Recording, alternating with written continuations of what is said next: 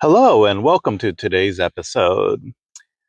We will be talking about the year of 2005 and what that brought for video games. So, we're entering into a new frontier here with video games as we start getting into the seventh generation. But before we do that, though, I'll give a little overview of what I do on this podcast here if you're new tuning in. And if you are new tuning in, I appreciate listening. And hopefully, this will at least give you a bit of information on video game history and just some video game news in general. But basically, on my first little segment, as I start talking here, is I will have a little section called Roulette of Gaming, where I randomly select three games and then discuss those. And eventually, I'll put up a little video, just little video mini reviews of the games or an overview of the game if it's not a game I'm too familiar with on my YouTube channel.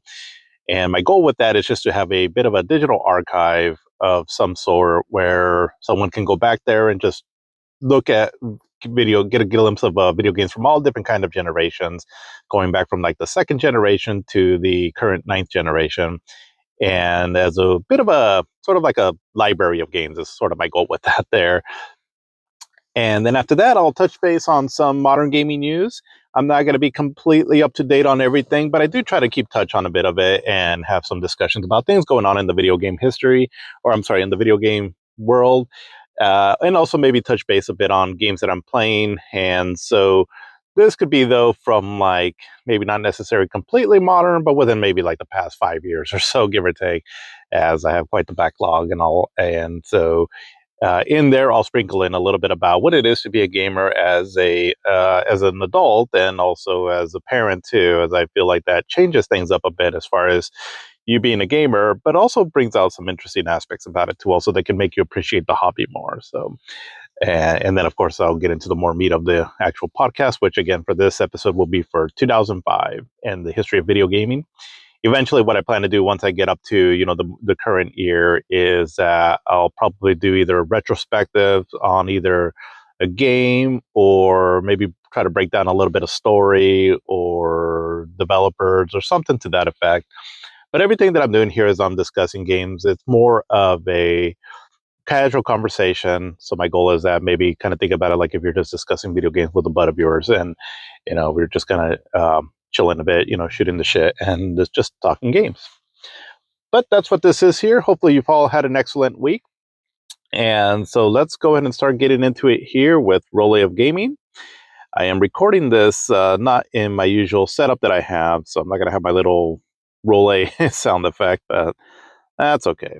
I just do that more for just the silliness of it. But let's go ahead and just pick a game here. So we're going to start. So again, we're going to choose three. And so basically what I do is I have an Excel sheet that I've just been going off of and adding games on there.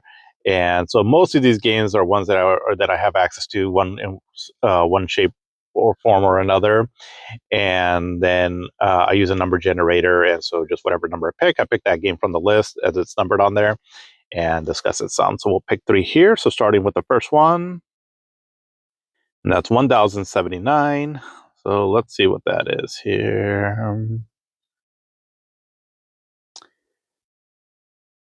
All right. So, oh, interesting. Okay. So we got Reloaded. That's definitely an interesting one. I wonder how many people have heard about this game. Because even back then when it came out, so, well, I'll discuss it a little bit more here in a bit, but it wasn't a game that I even heard a lot of discussion about back then. But all right, Reloaded. Okay. Let's see what the next one is. 738. And let's see what that is here. Okay, Life Force. All right. Yeah, I've always used to be curious to, I was always fascinated with this game for some reason as a kid. But all right, so now for the next one. 1316. All right. All right, so Street Fighter 3, Third Strike. Okay. All right, so quite the very little selection there as usual. Okay, let's touch base on these games here then.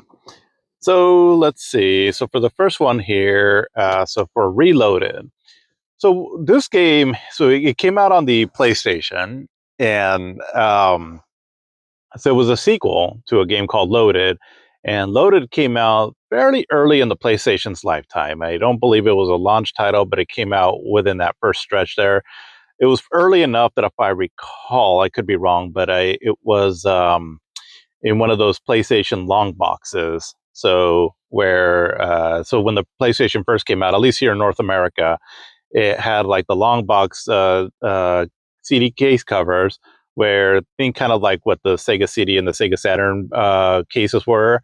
And I don't believe, I think they were kind of in a different material though. I don't think they were like kind of like the plastic kind of see-through material that those cases were, but they were like the long shaped ones, right? Like those. And then eventually they went down to the more jewel case style there. But I believe Loaded came out in those big ones at first. And so Loaded, I'll just touch really briefly on that game there, but it was a top-down shooter in kind of in the style of like almost think like something like I mean it was kind of a combination of like something like Smash TV and then also Doom in a way, or Smash TV because of the top-down perspective where you're just shooting a bunch of enemies around you, but Doom in a way where you're gathering key cards to open up another area and also kind of in that sense there. But the sequel, though, Reloaded, I don't know too much about it. I'm pretty familiar with the first one because I played that game quite a bit on the Saturn, actually. But Reloaded only came out on the PlayStation, and I know I played it. I want to say that I think we rented it at one point because I at the time I liked the first Loaded game, but I don't. It's one of those games where the first impression of it back then. So this would have been in I don't know 1996 or so, maybe 97. It was I just remember I didn't feel like I liked it as much as the first one. But what these games are is, and I would assume Reloaded is more or less the same thing, but it's a kind of like sci-fi. It's a very gritty sci-fi world where you control these ex-convicts, and at least in the first one you're trying to escape from like a space prison of some sort, and they all have very interesting looks to them because you're like these serial killers and all. And again, I don't quite remember the characters from the second one, if they were the same as the first one or not, but it seems like it's another top-down shooter. And so again, you're trying to make your way through these sort of like maze-like areas, and to you're collecting key cards to open up certain doors and all. And so again, if it's anything like the first one, it's a pretty cool action. It had really cool light sourcing effects that was a standout back in those days. And so what that is that like for example, when you're shooting your gun, it emits like this light aura around you that looked really cool back then. And now, I mean, those kind of things are kind of par for the course, right, for video games. But at the time, it looked pretty cool, and it was one of the things that the PlayStation could do a lot better. Although the Saturn version of Loaded isn't too bad though. But it made it kind of like for a dramatic effect though and all, and so just made the carnage in the game look pretty cool because there's a lot of enemies on screen. It gets pretty violent when you're shooting at your enemies, and again that's with the first one. Like I said, I don't remember too much on the second one, and but really long levels, so they can get a bit repetitive. And so again, if the second one is anything like, that's I'm sure that's kind of the same. The first one I also really liked it too because it had some really cool music to it, and it had music even most of it was techno-ish and all, but at the time, techno was kind of the thing, so I really enjoyed it back then. And it also had music from this group called Pop Elite itself, but I don't know if the second one what kind of soundtrack it had. And so I'll be interested in capturing video for this one here and doing a little bit of research. As again, I just don't have too much information on it, but it was something that I do recall. I remember I was like, I don't know if I like this one as much, and just it was like a game you rented, played it for maybe an hour or two. You're like, okay, that was that. So I'll be curious though. Like sometimes when you go back to a game that maybe you don't quite have a whole lot of fond memories of, you'll appreciate it with a new, set of lenses, and maybe it might make you appreciate it. So maybe that'll happen with this game here. We'll see. But the second on the list, though, is Life Force. And Life Force, it was a game that I always wanted to play when I was young. And so Life Force, from my understanding, so it was called Salamander in Japan, and then Life Force here in North America, and it's some kind of a spin-off to the Gradius series. The reason I was always interested in it as a kid, and I never did get to play it back then, but it was basically because you are there's like sections there where it looks like you go inside some kind of a huge alien's, like, his insides and all. And the cover has like this kind of like a snake in the background, and so I thought that was just an interesting concept, like a huge snake-like being in space, and you go inside it. I thought that concept was really cool. And I don't know if it's actually that snake you go into and all, but a lot of the levels have like a very organic look. And there's like this one area where there's like these big old like fangs coming down and all, trying to trying to destroy your ship. And so I don't know, the whole concept of life force just seemed interesting to me. And from what I recall, though, what I knew about the game is that it's a side-scrolling shooter for the most part. And so the power-up system is very much like Gradius, where Gradius, or I've seen debate on how to pronounce that.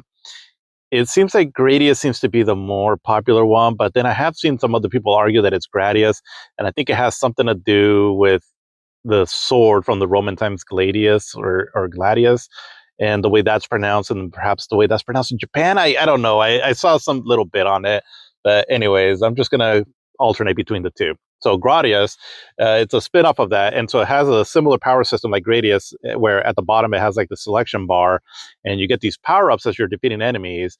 And so then let's just say so if you get one power-up, you can press a button to activate the first option on your power up, which is usually on the selection bar, which is usually the speed up option, or you can store them to eventually uh, select a power up, or an option from the bottom, right? And all, like, for example, if you want more missiles or power up your shots and so forth.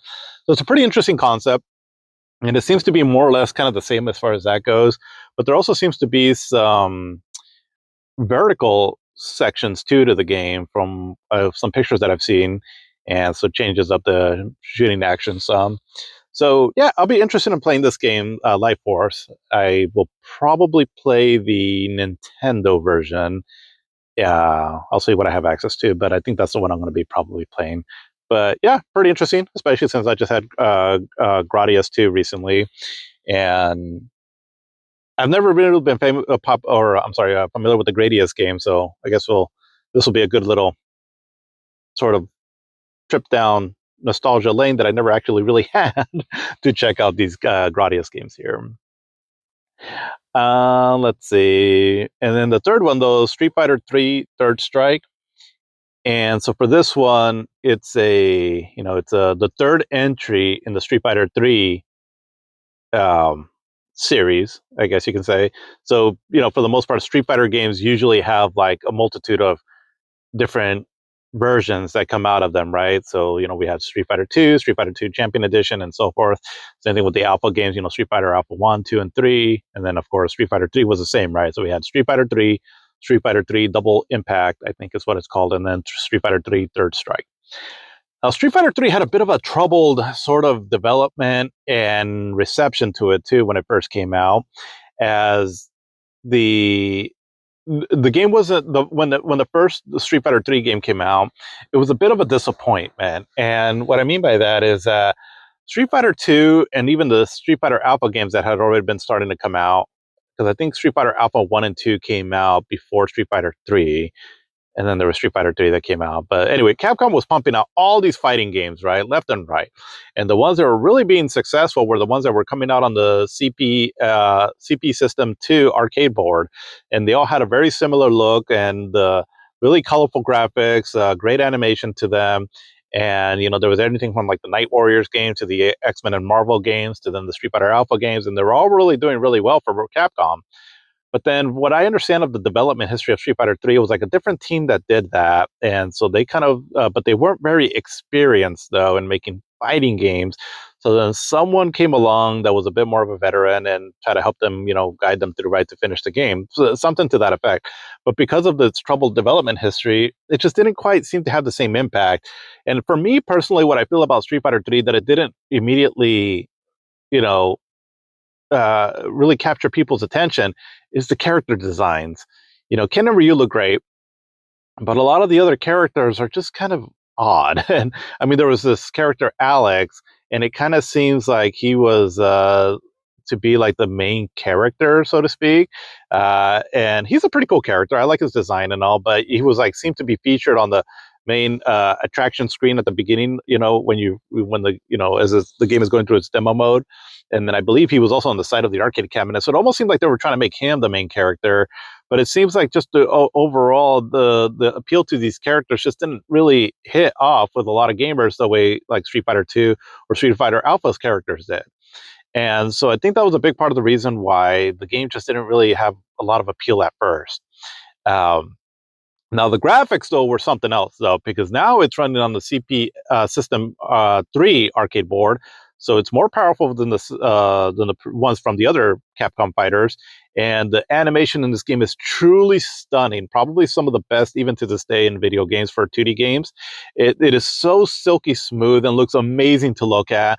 And I remember at the time when this game came out that we were also getting stuff like Virtua Fighter 3 and a lot of like really impressive 3D stuff. But even when I looked at this game, which was just a 2D game, the animation alone just almost made it as awesome to look at as you were like a lot of these other 2D games that were coming out.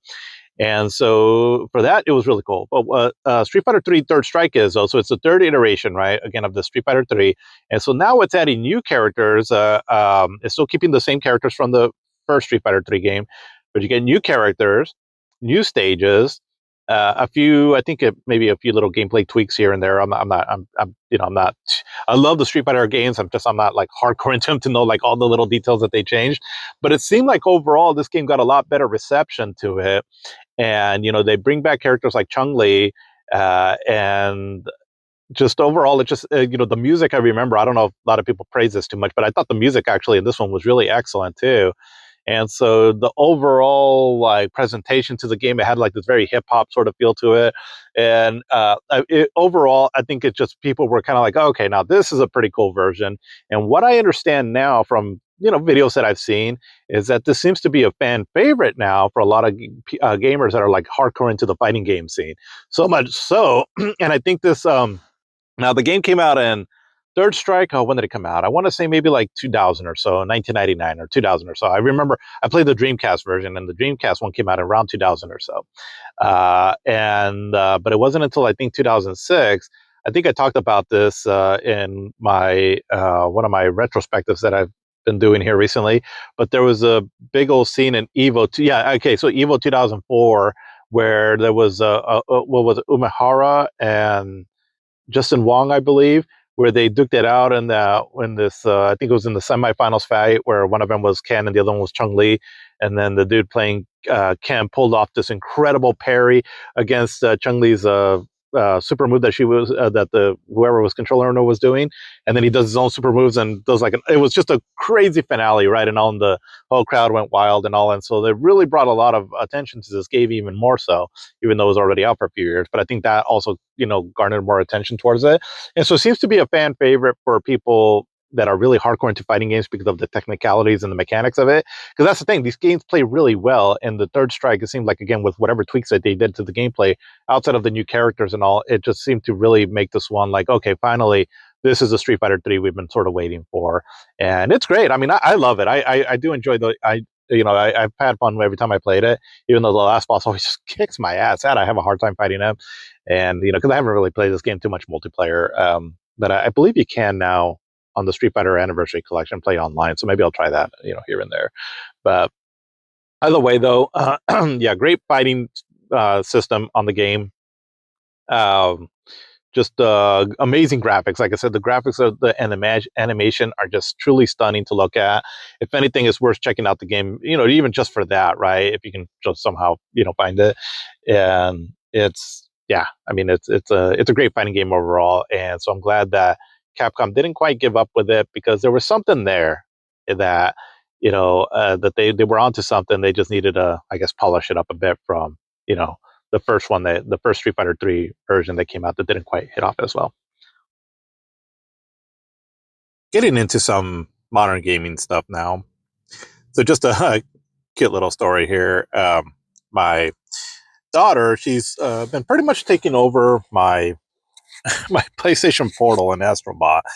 She just really loves Astrobot, and she's, and this is my younger daughter, and so she's gotten pretty good at it, and so she's pretty much taken over the PlayStation 5 with Astrobot. So at one point I was like, all right, well, I'm gonna let her use the Portal there for a bit. but she's still little, and so she has just kind of gunked up the portal with just her snot and whatnot. So I'm like, okay, well, the portal, I really don't want it to be used for that. So I was like, but I don't want to just take it away from her. So I had so if you're getting into emulation devices and all, and you're upgrading, there's still a good reason to keep them around though. On some of the older ones. So for example, some years ago, I bought the Retroid Pocket 3 Plus, and since then I've upgraded, so I haven't really had a need for it.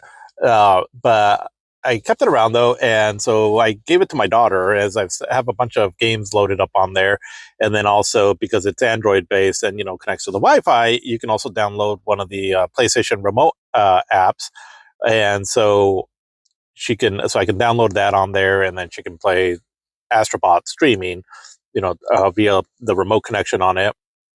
Along with, because I showed her also, I was like, all right, look at you got all these other games here, but I was like, just to kind of simplify it for her, I had Super Mario 64 on there, which runs pretty good on that device, and so she's really gotten into Super Mario 64 now. And so at first she was really struggling with it because I was like, oh, this is an old 3D game, the controls aren't quite as smooth as like Astrobot. So I was like, I don't know if she'll get into it. She has shown some some likeness that she likes Mario games, but again, Mario 64, it's an older one, and so the camera doesn't control as well, and like an Astrobot. But she's ended up liking it, and she was needing some help. Like she kept going into the water in the first main courtyard area, so I have to. I was like, look, just push this button so you can swim. Swim out of the water. And so she kind of got the hang of that. And so then she was just playing it. And so, every now and then she was trying to go into one of the doors that were locked still. So she wasn't able to do that. So I had to try and explain to her. But then at one point, I let her kind of keep playing, and she ended up getting like 2 stars. And I really don't know which one she got, because I just saw there's like, oh, you have 2 stars all of a sudden. And I didn't really go back to see which one she was able to get. I would assume the first 2 on no, because I let her, there was a save file on there that already had 3 stars. And so then it bumped it up to 5 stars. So it wasn't the first 2 ones from, the very first stage that you get, the one with I forget what the first stage is called, but she got some 2 other ones. And so I was kind of like, oh wow, okay, so you're kind of getting the hang of it. But anyway, yeah, I thought that was kind of cute. But yeah, if you do still have some of those old devices lying around, they have their uses still as well. Because again, just the fact that you can stream onto them, it's still can make them usable for again, if you have a kid, and if you're just there at the house and you have Wi-Fi and all, you can connect it up to that, and so they can play on it. But yeah, let's see. So modern gaming stuff here. So Virtua Fighter 5 Revo is coming out to the Switch too, from what it looks like, on March 26th. I believe they're doing some kind of a beta version before that. But yeah, that's cool. I mean, I'm set with Virtua Fighter on 5 on my Xbox, but yeah, I think that's cool. I really enjoy Virtua Fighters as a series overall. I'm really hoping to make some kind of a comeback here soon. Supposedly the next installment in the Virtua Fighter series is coming out at some point, and so I just love that, because again, I just feel Virtua Fighter is an excellent fighting game that, yeah, I mean, it has its popularity, but I don't know. And I could be wrong. Like I said, I'm not into the fighting community scene right now, so I don't know what's like a big hit or not. I just feel like Virtua Fighter games are a bit underappreciated, and yeah, just hoping this game gets some more love like that. And being on the Switch too, I think that'll be interesting. Because as far as I know, I believe this is the first time that a Virtua Fighter game has gone over to a Nintendo platform. Oh, how the times have changed, right? But speaking of Nintendo, let's see. So the Virtual Boy is coming out here soon on, let's see. So the Virtual Boy and the Nintendo Switch Online on the 17th of February of 2026. But this will be interesting. What I don't know, and I haven't, I guess, looked too much into this, is if it's going to allow you to play the Virtual Boy to the Nintendo Switch Online without having to buy that accessory where it actually has the, the thing that looks like the Virtual Boy. So if it does, then cool, right? It's more of a curiosity, right? At the moment, I'm still subscribed to the Nintendo Switch Online. So if it's on there, then sure, yeah, I'll play it. But if you have to buy that accessory, I'm not going to go that route. It's like I have a curiosity to see what these games are all about, but not that much. I mean, if the accessory costed like maybe, I know this won't be the case, but if it costed like $10, and sure, yeah. But if it's anything more than that, yeah, I'll pass. But still, I guess, that's I'm all still for, right, that anything that comes out from, to, I say this in quotations, preserve video game history, then I'm all for it. But, seeing that's just tied to a subscription service, there's, well, that aspect too. But it seems like it has some kind of a canceled F-Zero game that's going to be coming out on the service. So that's interesting. Yeah, so February 17th of 2026 is when it comes out. Another Nintendo related news here, so it was kind of funny. And it got people kind of excited, kind of upset, and then it was all just sort of a kind of like a joke in a way. But so, of all places, there was an ad that was released online on Walmart.com apparently. And so, on this ad, it had like a banner of some sort, right, with the images on it of like a bunch of different games that are available from what seemed to be on the Nintendo Switch Online. Well, people really quickly caught on that two of the games that it showed on there, because it showed like the cover art of the box, was for Pikmin 2 and Metroid Prime 2 Echoes. So immediately, right, people were like, whoa, no way, is that going to be coming out soon? And again, this wasn't like an official announcement from Nintendo, it was just Walmart, somehow this ad got leaked. I don't know to the full extent of that. So on one end, people seemed happy that they were getting Nintendo or Metroid Prime 2 at some point from what it looked like. But on the other hand, it was just going to be like a game on the Nintendo Switch Online service. So that got people a bit upset, as seems like there's been some expectation that, Metroid Prime 2 Echoes might get remastered. So for me personally, Metroid Prime 2 Echoes, I really liked the game. I did enjoy it. I got far enough in it to, because like recently I reviewed it, gave a little mini review on my YouTube Shorts. And so I gave it a 9 out of 10. And I feel like the game is excellent. And I remember I got pretty far into it, but I was stuck on somewhere towards the end, I remember, because I remember I got a lot of power-ups on it and all. And so I really enjoyed the game. And it's been one that I've been really wanting to go back to. It's just, at the moment, I can play it on the Wii. But then my stupid little story from a few weeks ago where I hurt my shoulder playing the damn game. And I know that there's a way you can play it through the like Metroid Prime hacks, where it's a really cool mod where it's you take the Wii version, but then it mods it so that you can use dual analog controls. So like, for example, on your Steam Deck. And so I know I can do that. I had it actually on my Steam Deck before, but I deleted some stuff and accidentally deleted that version on there. But I just have to do it again. I just have to research again how to do that. But anyway, but so I've been just kind of looking, I think, for a little bit more of a convenient way to play the game. And so for me, this was kind of exciting, right? So I was like, I mean, if it's a Nintendo GameCube version, because I wouldn't expect that they would make any enhancements to it other than, increased resolution and all. But I don't think that they would add like the dual analog control. I think it would just be like a straight port, which if that was the case, fine, whatever, right? I mean, I can go back to the old school control of it, whatever. But, but I don't know. I didn't have much hopes that one would get remastered in a way like the way they did the first Prime game. And I just don't think it really had that much popularity to it, even though I think it's an excellent game. It has a few things about it that, I don't like it as much as the first one. But what I have noticed, though, is that it seems to be a big fan favorite, though, for a lot of people. So, I mean, I don't know if this is a fair comparison, but it seems like, while, yes, Ocarina of Time is a more popular one, there definitely seems to be people that really enjoy Majora's Mask more. And so that kind of seems to be the same with Metroid Prime and Metroid Prime 2.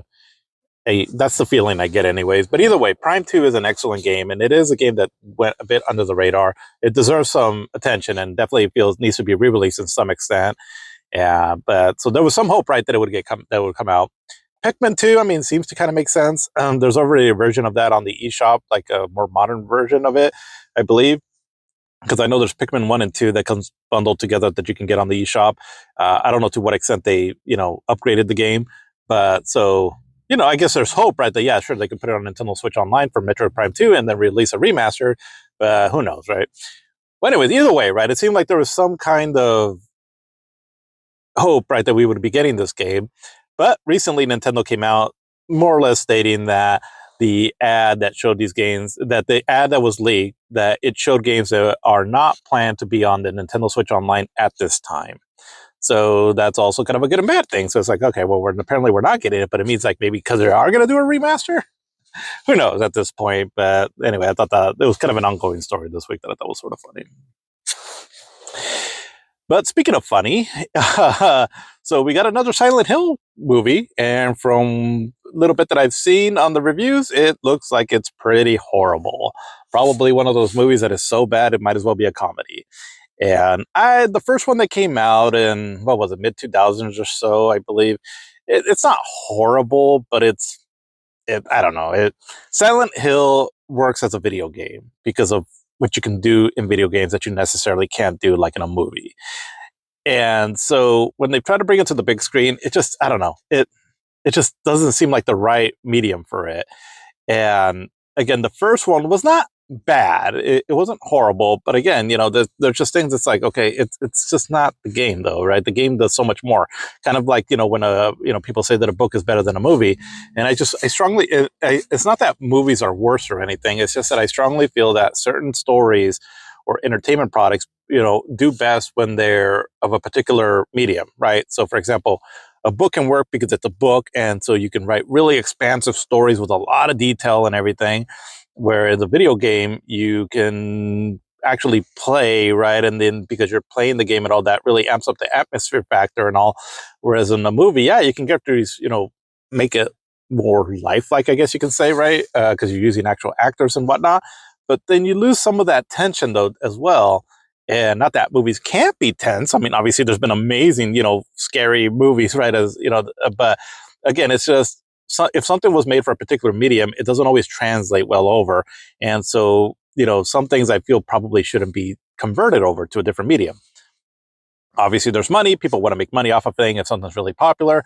But as far as for the preserving the IP, I don't know. I just don't always feel like it's like the right choice. And maybe someone can pull it off, but apparently they didn't really do it with the Silent Hill movie. So I might watch it just for shits and giggles, but it sounds like it's pretty bad.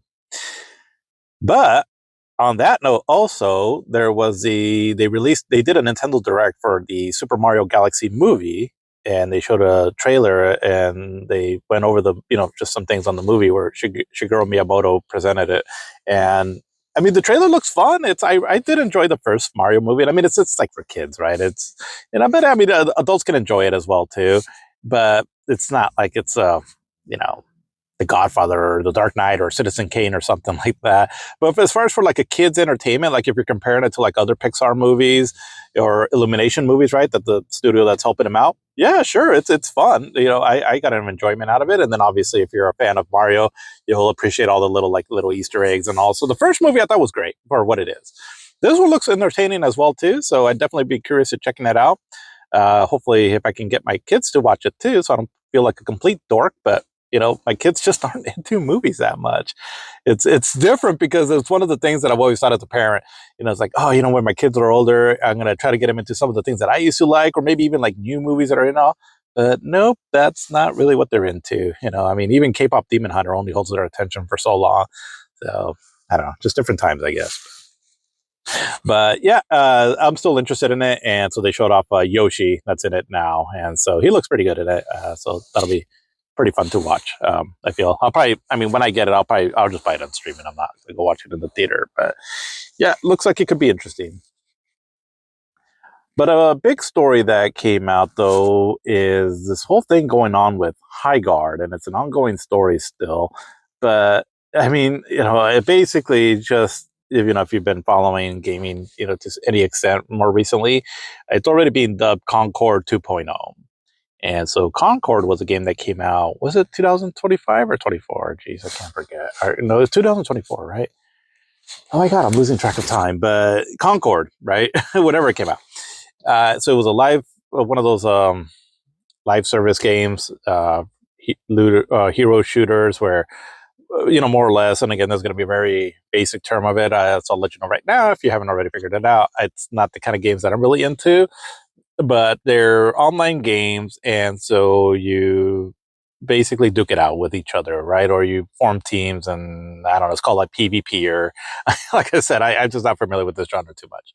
But it's so Concord was a game that spectacularly failed, fairly recently, and it just seems like that the game options that it gives are just not very inspired, pretty generic. The character designs are pretty generic. The play mechanics are pretty generic.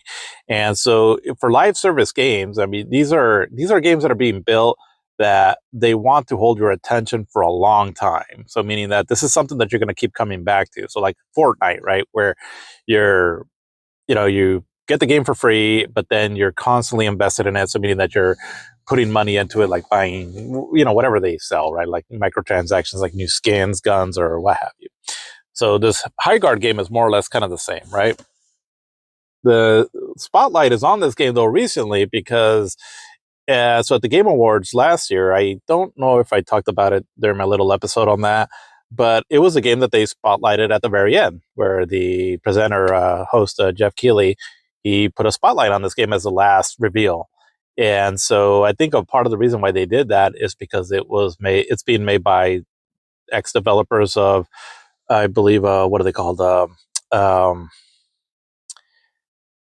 geez, it was a studio that I can't think of their name for some reason, but they're the guys, if I remember right, behind so Apex Legends and also Titanfall 2, and Respawn, is that it? Am I thinking of the right thing? Respawn Entertainment. Am I also thinking that they did Star Wars Jedi Order? I don't know. Like I said, I do this off the top of my memory. And so while I have a decent knowledge of video games, I'm not always 100% on point. So, again, this is just more of a casual conversation, right, on things going on in the video game world. But basically, the wherever these developers were from, they had a pretty high reputation. And so I think maybe that's part of the reason why they spotlighted it. Well, more recent information came out that so the development team, I forgot what this new studio is called, but Jeff Keighley went over to check out on the progress of the game, and apparently he was so impressed with it that he, told the developers like, "Hey, I got an idea." Basically, pitching him on what if I reveal this game at the Game Awards, and so they were like, "Yeah, sure. I mean, that's cool, right? I mean, small studio getting this level of exposure."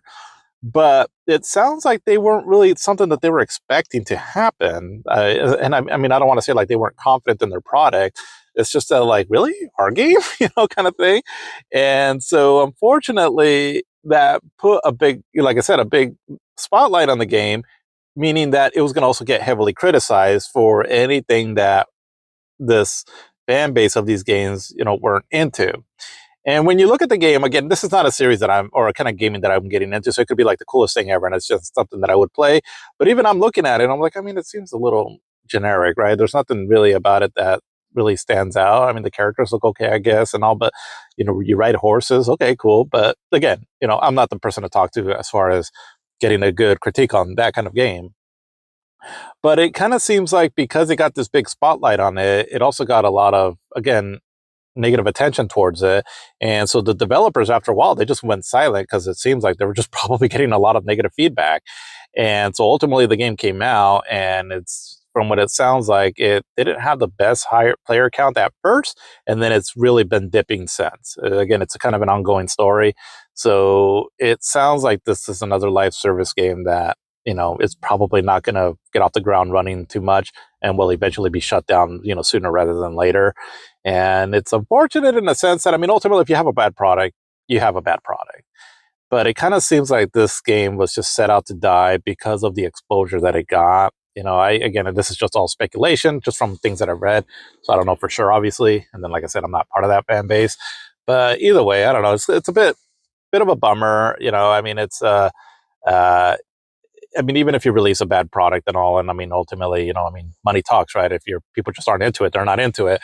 But given the position they were put in, it just seems that it could have probably crushed the game faster than had it not gotten that exposure. I don't know for sure. It's just, definitely got put under the radar or under the microscope because it was featured at the Game Awards. So, but either way, it sounds like it's just not that great of a game. Or not like it's horrible. It just seems like it's just very, uninspired. Hence, Concord 2.0 that is being dubbed. But speaking also of not doing so great, the Xbox, I just saw this quick headline that there was some kind of I don't know, somebody from Microsoft came out making some statements that seemed to indicate that the Xbox division of Microsoft is not doing too well. Sales all around seems to be down. One number that I noticed was something about that the hardware sales were down 32%, something to that effect. So, I mean, it's not a surprise. I don't, Xbox has gone down so much, and I mean, it's unfortunate. I mean, really, the only reason this Xbox is still around is because Microsoft is, floating the bill, right? I mean, they got money, you know, for days. And so I'm assuming that's a big part of why Microsoft is technically still in the game, but not looking too good. And so that is a bit of a concern because, so I'll just kind of give my personal usage for Xbox. And so with the Xbox, there's things that I like about it. Uh, and part of it is that just being able to play games anywhere. And that is a cool feature that I don't know if you have to upgrade again to the Game Pass. So I did recently renew for a month of Game Pass because there was a few games that I wanted to try it on it. I don't know how much longer I'll keep it, but the Play Anywhere option is pretty cool though. So I ended up getting Final Fantasy VII remake on the Xbox as well. Was able to redeem some of those points that you get. I wasn't even really paying attention that you get these points and or what they're. I mean, I knew you get like these points you can redeem. I just really wasn't sure like what they go for. But no, you can actually use them towards cash value towards a product. So it was like I had like 15, I don't know, 15, 18,000 points or something like that. And I was like, well, what is this if I redeem it? And it was like, oh, you get so much percentage off of, or so much money off of a game. And so I was like, oh, okay. So I was like, well, so ultimately I got Final Fantasy VII for like about $12 or so. And I was like, sweet. And so I bought it on there. And so, because I was also curious, I was like, okay, so what is this Play Anywhere thing? I was like, because I'm going to start getting into Final Fantasy VII here soon. And I have some stuff to say about that also, Final Fantasy VII here soon, especially with the, so I'm recording this portion here on the 30th. And so tomorrow with the anniversary, I'm curious to see if anything else comes of that. But basically, I've been wanting to get into Final Fantasy VII and then the remakes and then the whole shebang, right, with Crisis Core, Dirge of Cerberus, Advent Children, all this here in anticipation for the part 3 next year, which I'm assuming is going to come out next year. So anyway, so I was like, okay, well, where am I going to play Final Fantasy VII? Because, because if I can play a game hybridly somehow, that's what I tend to want to go for. And so I'm thinking, okay, there's a Switch 2 version, obviously, right? And the Switch 2 version it's nice, right? It's a nice port. But if I can play it possibly in the best version possible, that's going to be my goal. And so I'm wondering how. I mean, because the Xbox version, it looks nice. Like on the Series S and then the Xbox Series X, it looks nice. And so I'm wondering, how does it translate over to something like the ROG Ally? And so I tested it out really quick. And so, yeah, I mean, it looks cool. And so if you're into the Xbox whole ecosystem, then there's a lot of variety of ways you can play a game, that's especially if it's available on the Play Anywhere. So for example, like Final Fantasy VII, I can, the reason I bought the Xbox Series S was because I use it mainly for emulation. That's a big part of the reason why I use it. I absolutely love it for that. Other than that, I mean, it's a decent budget console, right? But because I have the Series S, so I have that in my office, and then I have the Xbox Series X in the living room. And honestly, I haven't really touched my Xbox too much, just because again, there's just not a whole lot to play on it as far as that I've been interested in it. But the Xbox Series S, I tend to use quite a bit because of emulation on it. So I have those there, right? But then with the Play Anywhere, you can stream the games, right? Like if they're on the Xbox Game Pass and all. And then on the Play Anywhere, also you can install the game onto like something like the ROG Ally, and then you have it there also. Now the ROG Ally that I got it. It's not the ROG Ally X, the newer one that came out. I have the older model. It was like on special at Best Buy, and I have some credit there also at one point. So again, I was able to get it for fairly cheap. And so I haven't really used it too much, but I was testing it out with this. And so I was like, this is actually pretty cool because now I have a hybrid version on here that I can use almost about as seamlessly as I can on the Switch. So, because again, I can have it on the Xbox now, and then I can transfer my save files between all the different versions of it. And then I have it plays pretty good on the ROG Ally. Again, it's a PC version of it. But then I can have the nice Xbox Series X version, right, that I can play on the big screen where it's running at 60 frames per second and such. So all of that is cool, and I mean, basically it just needs to sync your save file. And so you do need the internet for that, but it does it pretty quickly. And so that's pretty cool. Of course, because I'm pretty sure to access those features, though, like the play anywhere and the at least the save files, I'm pretty sure you need to have the Game Pass, the ultimate tier, right? So there's that big caveat with it, right? Same thing with the PlayStation too. You can transfer your save files and all like over the cloud and all, which is fairly seamless as long as you can connect to the internet. But at the same time, you also need to pay for those memberships and all. So, where on the Switch, you don't have to, right? You just you could just, I mean, as long as you're sticking to the same system, it's just portable right then and there, right? So, anyways, but the Play Anywhere, the concept is actually kind of cool. I do like that, especially for someone like me that likes to play my games in a variety of different ways, just because of as a parent, sometimes you have to really adjust. Like, if you're going to still be a gamer, on how you can play, you have to be more flexible with that, and so that's definitely handy. But again, you have to pay for that subscription. Or at least I'm pretty sure. Someone correct me if I'm wrong, but anyways, so there's, so I thought that was kind of cool, right? That you can do that. But my concern though is that, if Xbox does end up going down, I'm assuming all those services go away too as well, right? So yeah, but we'll see. We'll see, I guess, what happens with Xbox. And another bit of news here is that so they are already talking about a Nintendo Direct and a State of Plays, as leakers like Nathan Hayden, I believe Jeff Grubb has alluded to that there's some kind of events coming out from Nintendo and Sony. From what it looks like, Nintendo next week, and the Sony the week after that, around the February 12th, I think is the date that I saw thrown around. So I'm not 100% sure, and these haven't been confirmed as far as I know as I'm recording this that they're actually happening. But what was funny though was one of the more the leak for Nintendo, anyways, from what it looks like, it seems to be it's going to be a Nintendo partner direct. So meaning that there's going to be more focused on third-party software coming out instead of first-party.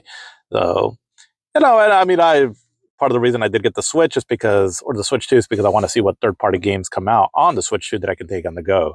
And so, I mean, I'm excited for that, right? I mean, obviously, I want to see the new Zelda, the new Mario, if there's any announcements to be made on those.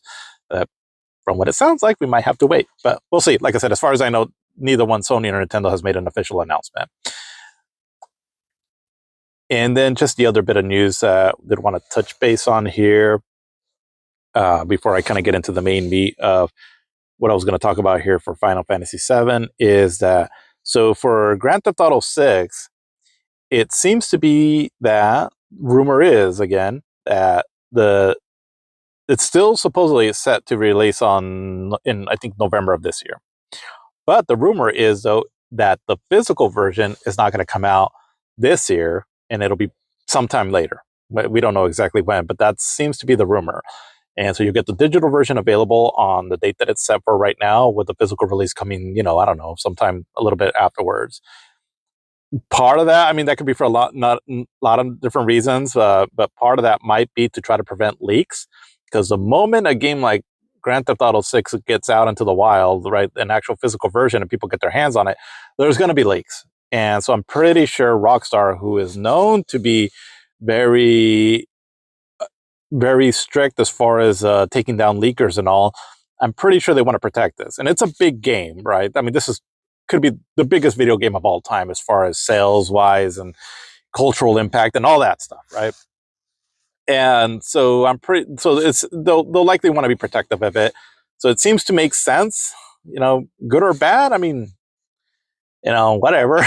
I mean, like I said, for me, so many games I get digitally now, but for any, physical collectors, yeah, that could be a bit of a nuisance, and definitely shows, right, that it is another step towards physical media just going away, which I'm certainly not happy for that. But if I'm looking at it as a business sense, if I'm, putting myself in the expensive CEO shoes, then sure, I guess that makes sense outside of me just being greedy. But like I said, that's just a rumor going on, and guess we'll see what happens on that. But I don't know. I feel like however Grand Theft Auto releases, in terms of if it comes out digitally and then eventually physical, the price point of it and all, because all of that is still up in the air. Whatever standards it sets, my concern is that that a lot of other companies are gonna follow suit because of the influence that Grand Theft Auto has. I mean, that's definitely a concern. I could see that for a lot of people. So we'll see ultimately what ends up coming about that.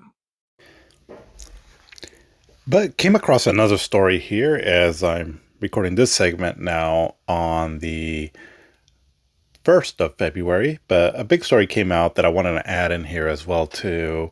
That it seemed like the gaming industry, or at least in the stock market and all, lost a lot of money. And I kept seeing this pop up everywhere. I was like, oh, what happened here? And so it looks like there was a big old drop in the stock market. I mean, I was seeing something like up to some companies lost like up to 40% of a company's value within about a day or so. And the reason for that is due to this thing that came out from Google AI. So I had a look at it, and so basically it looks like Google announced some kind of like a Project Genie. Um, that it's some kind of an experimental research prototype software of some sort that lets you create, edit, and explore virtual worlds. So what seemed to happen is that people were freaking out, investors, because literally in this thing here, you can just type in, create me a fantasy world or whatever, right? And it'll generate this world and, pretty like quickly, I guess.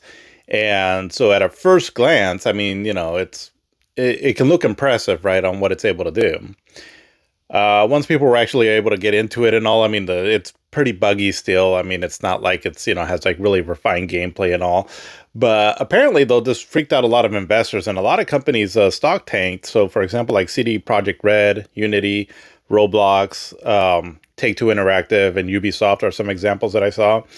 And I think it's just people are freaking out, like, why have these, spend hundreds of dollars, millions of dollars, and, in some cases, billions of dollars trying to create video games and hiring people to do that when you just have this AI that can just generate the world for you. And so I think that's where probably their mindset was, that's just the direction we're going into the future.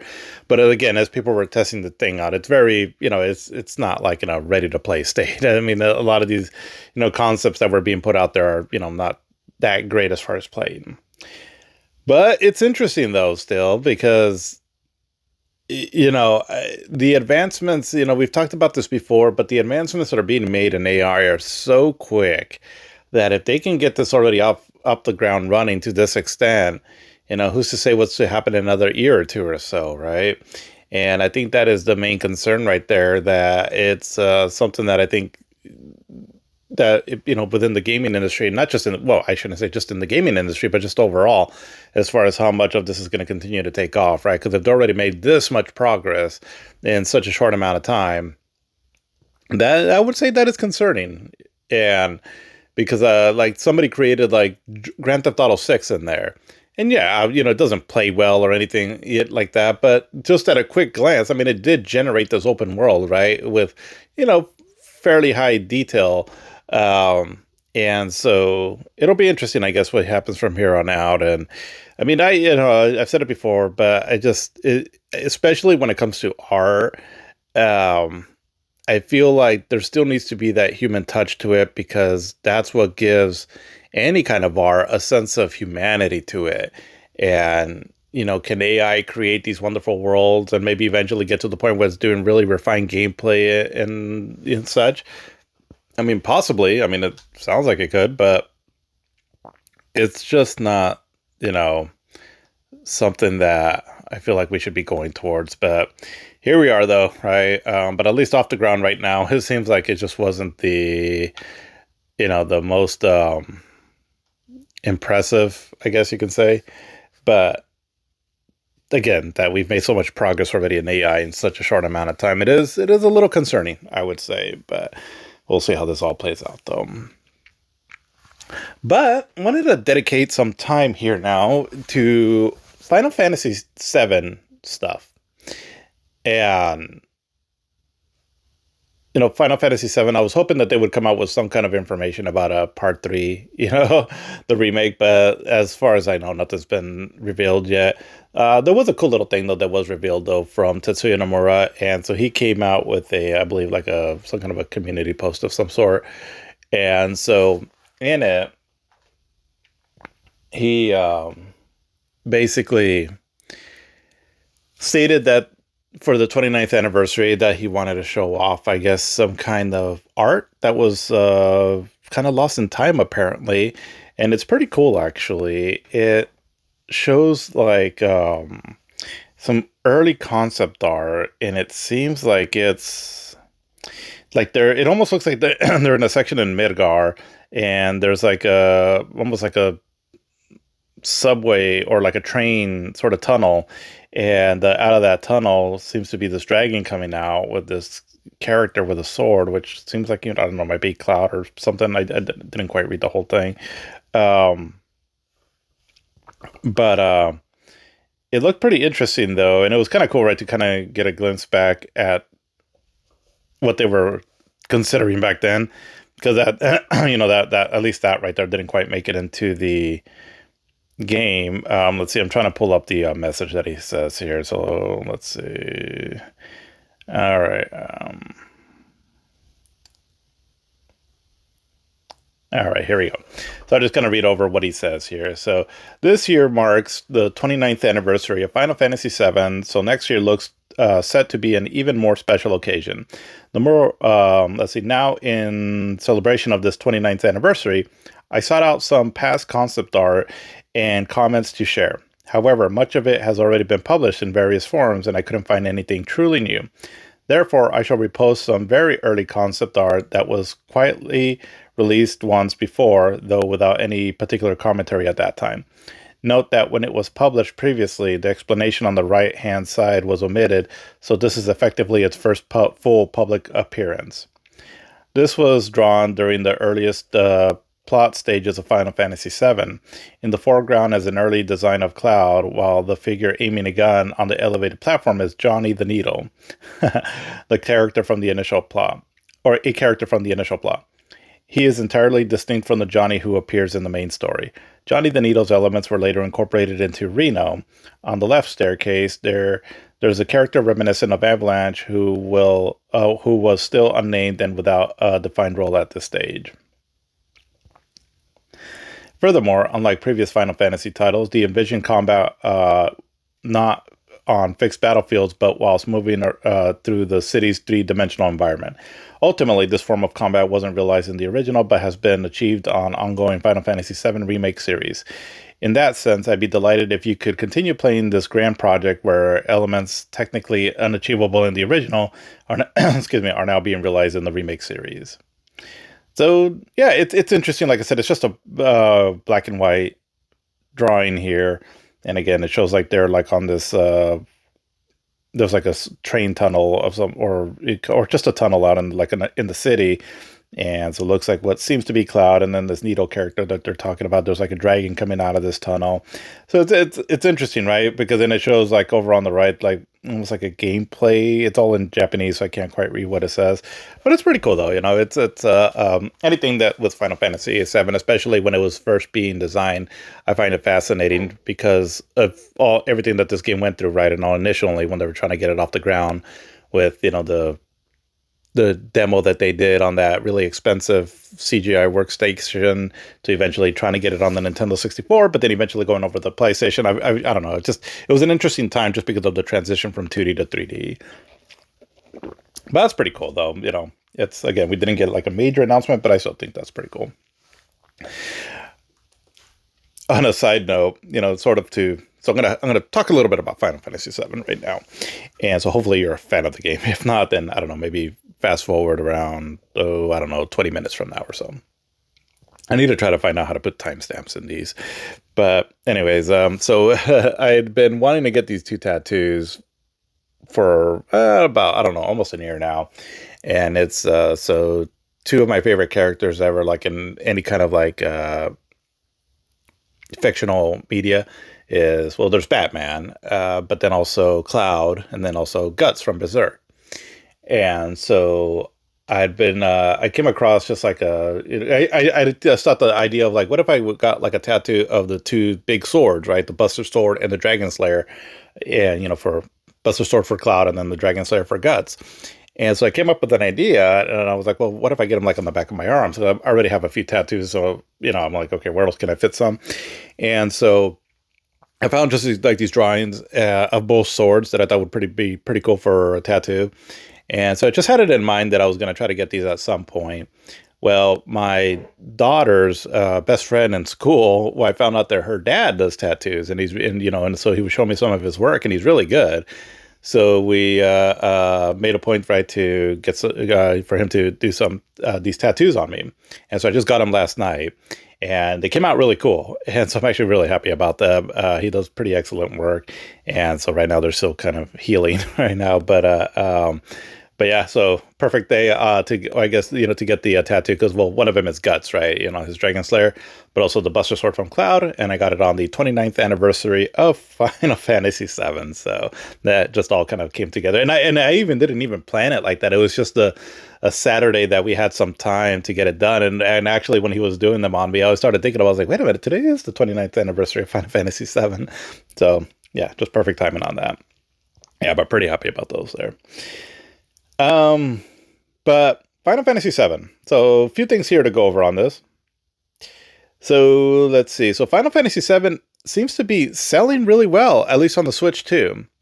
I think also I saw something on the Xbox that it was, for the Xbox anyways, it was selling okay. But on the Switch too, I haven't seen if there's any specific sales figures out, but the physical copy, though, has been selling out, though, in a lot of places. So like Best Buy, Target, I think, and maybe Walmart and some other places that were listed. And so that's pretty cool. I mean, it seems like, on the Switch too. I mean, you get the PlayStation, right, where there's fans of a lot of different kind of games, but on the Switch also, because you have a lot of RPG fans on there, and also, again, the fact that you can take it portably is a huge thing. Sometimes I feel like it's a bit underestimated just how big of a deal that is for a lot of people, that, any system or any way that you can play a game hybrid. And I think that's why there's a lot of speculation that the next generations are going to have some form of that, because it is really the way it changes the way you can play is truly, it was truly world changing for, people that still want a game, but, can't always just sit in front of a TV, right, or a computer to play. But it seems to be selling pretty good. So, that's pretty good news. But another thing too, also, that got me kind of excited, and so Naoki Hamaguchi, so the director behind Rebirth, and he was involved in the remake also too, and then director of Rebirth, and now he's the director for whatever the part 3 is going to be, as far as I know. Well, he's been doing the rounds, right, doing interviews and stuff like that. So that's why it feels like there's something right around the corner, right, that they're going to announce. But he's been going around and all, and he seems to be talking pretty highly of what they've been working on. So he's come out with a few tidbits here and there, which we've already gone over. But more recently, though, in some kind of an interview that he did somewhere, I didn't quite catch where, but he talked about how excited. Now, let me preface this by this. A lot of times Japanese developers are very humble, right, and all, and they don't really brag about their work. There's maybe been a handful, like what's the guy's name? The guy from the Dead Ninja Gaiden that passed recently. He was a bit boastful, right, and all, and and to some extent he had the right to be, because his games were pretty cool. But for the most part, though, a lot of Japanese developers and all, they're pretty quiet. They're they're very humble, respectful, and so they don't really go into it too much as far as that they brag about what they've been working on. So the fact that he was saying this, right, in not like in a cocky kind of way, but just almost like in a proud way, but basically stating that he really feels that they nailed down the live stream scene. And that has me really excited. So spoiler alert here if you've never played the original Final Fantasy VII, or if you don't know what's potentially going to happen in the remake part 3, but you've been playing Remake and Rebirth. So, spoiler. Maybe fast forward about a minute or so. But in the live stream scene in the original one, it's a very important pivotal scene that really is kind of like the big twist in the game, more so than the Eris death, because it's really what kind of changes the story in your favor, where Cloud figures out who exactly he is because of the whole Nibelheim situation, right? Where he feels like he's been basically role playing more or less as Zack, right? The soldier that was killed trying to protect him. And so he's been basically taking on his role for a while, but in reality, he wasn't Zack. And so the whole time that kind of fucked with his head because Sephiroth was messing with him. But as he kind of goes into the live stream and starts going through this self-discovery section with Tifa there to guide him, he ends up finding out that he was in fact there. He wasn't Zack, but he was in fact there as another soldier there, and he was the one that killed Sephiroth. So in a way, he still is a hero, just not the way he kind of thought it in his head. Very pivotal scene in the original game, and it's very dramatic. The music that plays into it, how everything comes together, and like I said, Tifa's involvement in the whole thing too. It's very important too, which really bonds their characters together. I feel just really incredible. So anyways, having said all that, knowing what they've done with the writing on the remake and rebirth as far as some of their more dramatic moments, I can't wait to see that. I feel like if they're confident that they nailed that scene down, I can only imagine what it's going to be like. And I'm almost excited more about seeing that scene instead of like some of the more bigger spectacular moments, right? That that are, I'm sure, to come. But yeah, that's got me very excited. Something, though, that doesn't have me quite as excited, but it was sort of a big story, is, so I don't know where Final Fantasy also came out, or not Final Fantasy, Square Enix, I guess, came out with this message about Final Fantasy VII on Steam. And let's see, I'm trying to bring it up here. Let's see if I can find a little message that they brought out. Okay, so there's a bunch of stuff here. Okay. Here we go. So this is the post via Steam that Square put out. So when the new version launches, Final Fantasy VII 2013 edition will no longer be available for purchase on the Steam store. Existing owners will continue to have access to Final Fantasy VII 2013 edition in their library. The new version will be listed as on the Steam store as Final Fantasy VII. All players who already own the 2013 edition are eligible to access the new version at no additional cost. Both versions will remain accessible in the owner's Steam library once the new version is released. Thank you for your continued support of Final Fantasy VII. Okay.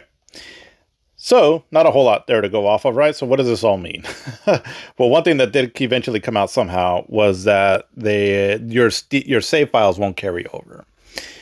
So for the most part, it's like, well, what's the big deal, right? They're upgrading Final Fantasy VII. So the one that's on Steam, so I did, I bought that one there, and it's not like based on the ones that you get from that came out in, I think, 2014 on the console versions. So the ones that have like quality of life features, like you can speed up the the gameplay, and you can get like you can always have limit breaks, and what was the other one? No encounters. So the speculation is that it might just be that, right? Because again, the one that was on Steam right now is more of an earlier PC build version of it. Some of the main concerns that have been coming out on this, right, and again, they have announced, right, that your save files won't carry over, so that's one thing. But the other thing too, also, that is getting people concerned is that. So I've talked about it a bit already, but the Final Fantasy VII on the Steam Deck, for example, I have it all decked out with mods, and so I mean, I'll reiterate this again. if you're someone that you're not big into the remake series, right? You don't like what they're doing with it. It's too cringe for you, because admittedly, some of the writing can be a little, or I should say the dialogue. Well, the writing too also can be a little cringe at times, right? Or you just don't like the direction that they're going with it, right? Because without spoiling anything, there's changes made into the remake trilogy, right? That weren't in the original. If you're not a fan of that, or you just want the more old school traditional Final Fantasy VII, if you mod it with like these it's called Seventh Heaven, and so there's a bunch of different mods under that you can add to the game, everything from increasing the frame rate to 60 frames per second, add improved textures to the background, make the characters look a lot better. So for example, if you've seen like any kind of promotional artwork for Final Fantasy VII, the Tetsuya Nomura's drawings that are on there, like his actual hand drawings, they look really incredible. And so you can make your character models look like that basically. And they look really outstanding. I mean, it looks incredible. And you can change the UI also on it. You can give it widescreen support. There's options to get like more orchestrated soundtrack in there, change up the sound effects, add voice acting in it, which is not half bad. It's actually entertaining playing it that way, and a lot of cool stuff, right? That you can mod this game, and basically you can make your remastered version of the original. So, for example, if you're not a fan of like the remake ones, and for me, it's absolutely fantastic. I love playing the game like that, and I was actually going to do another playthrough of Final Fantasy VII. And I was gonna, because I had already played that version of before, so I'm just gonna play the OG one. But after hearing this announcement, though, I'm gonna play again the modded version that I have again, because one of the concerns is that with this newer version, that the mods aren't going to carry over. Though it's pretty much seems to be that that's not going to be the case, which is highly annoying because, I mean, there was a lot of work put into these mods. And like I said, it makes the game absolutely incredible, at least in my opinion, on how much it improves a lot of aspects of it. And to just sort of do away with all that, it just seems like, I mean, I don't know the reason why. Are companies threatened by that kind of stuff and all, or, who knows? But I don't think that this new version that's going to come out on Steam is going to be anything too fancy. Honestly, I think it's just going to be the console versions that have come out, right? Again, with some of the quality of life improvements that they did, which is cool, right? It speeds up the gameplay, and but I don't think like they're going to do anything as far as like improving the textures or improving the translation, because the original OG one, while it's charming in its own way, the translation is not the best. Guy, what does it say? This guy are sick, but that's we'll see. Like I said, it's one of those things that we'll just have to wait and see what it's ultimately going to bring. But that is a concern there, right? That these mods aren't going to carry over, and so that'd be highly annoying. So I would say I don't know when they were going to release this new one, but if it's still available, if you have any interest in Final Fantasy VII, modding it or anything like that, if it's still available, go on Steam and purchase the original one that's on there, because and I think it's for fairly cheap. Usually, you can find it for like $4 to $5 or so. Because again, if you want to experiment anywhere with modding, that might not be a possibility, going forward once the new one releases. Eventually, modders will probably find a way to hack the new one, but it might take a while, right? And so, I'm telling you, if you've never played those Seventh Heaven mods on Final Fantasy VII, and you have access to like Steam, playing games on Steam, it's absolutely worth it. I feel, or Windows, I guess too, also, right? But yeah, just wanted to give that little bit of news there, also. But yeah, Final Fantasy VII, though, aside from that little somewhat bad news, still waiting. We're still waiting, right? And so for some kind of announcement. So I guess I was kind of thinking they might announce something on the 31st, which they did, and not about the remake, right? But some old Final Fantasy VII news, which was pretty cool still, but still nothing on the part 3. Now I'm going to speculate.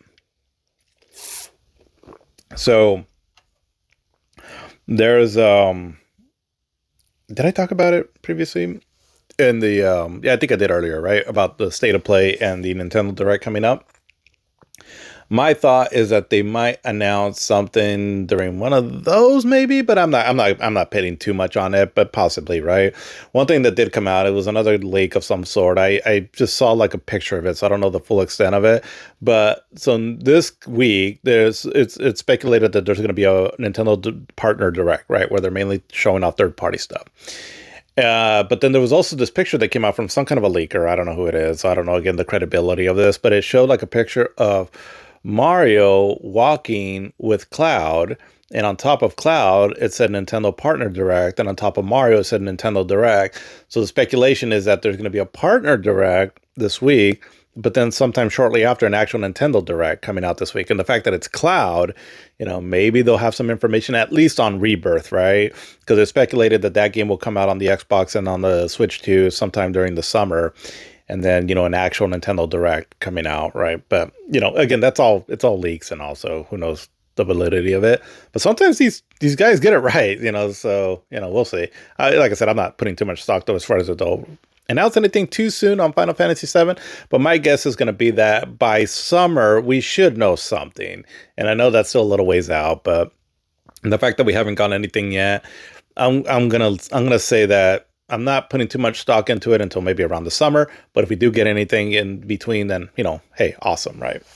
But yep, that's all what I got there for more modernish stuff. So let's start getting in here let's rewind. Let's get out of our heads, out of modern gaming stuff, and go back to 2005. So 2005 was another pivotal year for gaming. I mean, a lot of years are, but this one, it's one of those years where we were making the transition to a new generation. I mean, technically, we kind of started it with the Nintendo DS. I mean, I consider it a 7th generation system, right? It was a handheld, but it was, it's 7th generation. But the graphics on the Nintendo DS are like, you can kind of look at it like a Nintendo 64. But back then, on a handheld, that was kind of a big deal. And so we got 2 new systems this year and a lot of great games. But the 2 new systems that did come out were from the next generation. So we're going to start talking about the 7th generation now. It's crazy. We're already here. God, it's like we're in the 7th generation. So it feels like I'm getting closer to the more modern times, but yet it still feels so far away. Oh my God, I'm aging. But anyways, let's get into it here. So 2005. So let's go over some facts and statistics and such. Let's see. So 2005 saw the release of many sequels and prequels in video games, such as Grand Theft Auto Liberty City Stories. I thought this game came out before Vice City Stories, but I guess not. Okay, well, whatever. Tony Hawk's American Wasteland. At this point, I lost track of this game, honestly. Or the Tony Hawk series up to this point. But Resident Evil 4, Black and White 2, Brothers in Arms, Road to Hill 30, Devil May Cry 3, Dante's Awakening, Mario Kart DS, Mario and Luigi Partners in Time, Myst 5 End of Ages, Need for Speed Most Wanted, Prince of Persia The Two Thrones, and WWE SmackDown vs. Raw 2006, along with prominent new releases including Brain Age, Fear, Forza Motorsport, Dinosaur King, God of War, Guild Wars, Guitar Hero, Nintendogs, Onechambara, I don't know if I'm pronouncing that right, Shadow of the Colossus, Madden NFL 06, NBA Live 06, NBA 2K6, and Sniper Elite. The 7th generation of video game consoles also began with the launch of the Xbox 360, while the Nintendo DS launched in PAL regions. The year's best-selling video game worldwide was Gran Turismo 4 for the PlayStation 2. The year's most critically acclaimed title was Resident Evil 4 for the GameCube and PlayStation 2. Let's see. So, for Game of the Year, yeah, I mean, I would say Resident Evil 4 was kind of a top one that took let's see, I'm just kind of trying to look through here. Game of the Year. So the VGA, Video Game Awards, that they were doing back then, yeah, so they named Grand Theft Auto. Golden Stick Awards names Grand Theft Auto San Andreas, but that was last year. So I guess I'm not sure how they're monitoring these. But I do remember Resident Evil 4 being sort of the top dog when it came to game releases this year. But let's see, trends. So in 2005, the U.S. sales of video game hardware, software, and accessories rose 6% over 2004 to 10.5 billion. US dollars. It was 9.9 billion in 2004, breaking 2002's 10.3 billion record for the industry. Oh, wow. The increase is largely due to the portable game market, which counterbalanced sluggish console game sales. Delays, hardware shortages, and anticipation of next-gen video game consoles have been cited as reasoning for slow sales for both consoles and for both console games and console hardware. Console games and hardware dropped by 12% and 3% respectively. The portable market of the video game industry rose to 1.4 billion, the second time sales broke the 1 billion mark in the industry's history, mostly due to the release of the Nintendo DS and the PlayStation Portable in North America. Sales for portable hardware rose 96% over 2004, although the release of the Nintendo DS and the Sony PSP aided in spurring growth in the portable market. The Game Boy Advance still represented 62% total portable software units sold and 52% of total portable software dollar sales. Computer games continued its trend and declined by 14%, dropping from 1.1 billion in 2004 to 953 million. Although sales did decrease, NPD claims that playing games on the PC is actually increasing through a variety of different mediums, including online websites and MMO subscriptions. Additionally, Microsoft Xbox 360, Sony PlayStation 3, and the Nintendo Wii were officially unveiled during or just prior to E3. However, only the Xbox 360 was released in 2005. The Xbox 360 was released in North America on November 22nd, Europe on December 2nd, and December on December 10th. The year saw the worldwide release of the Sony PlayStation Portable after initially launching in Japan the previous year. The Nintendo DS made its launch in Australia on February 24th and then in Europe on March 11th. Nintendo also released the Game Boy Micro, the final revision model of the Game Boy Advance, as well as the final entry to the Game Boy family overall. The Game Boy Micro was negatively received due to it not being backwards compatible with the Game Boy and Game Boy Color games, unlike the first two GBA models, leading to it being one of the worst selling Nintendo systems of all time. Oh, yikes. I will say though, ever since I got that Embernic 28XX that my wife gave me, I talked about it, I think a couple episodes back, because it seems to kind of take inspiration from the Game Boy Micro. They look like really tiny at first, and I was like, well, that doesn't seem like it's comfortable. I gotta say, I've been loving it. I've been playing retro games on it. I feel like I'm getting a lot more gameplay on it. So, so that would have been a pretty cool concept though for anybody that might have had the Game Boy Micro back then. But I guess not being backwards compatible, would kind of suck. But let's see. So for the best-selling video games, so this is dollar value. So here in the United States, so number one, it shows Madden NFL 2K.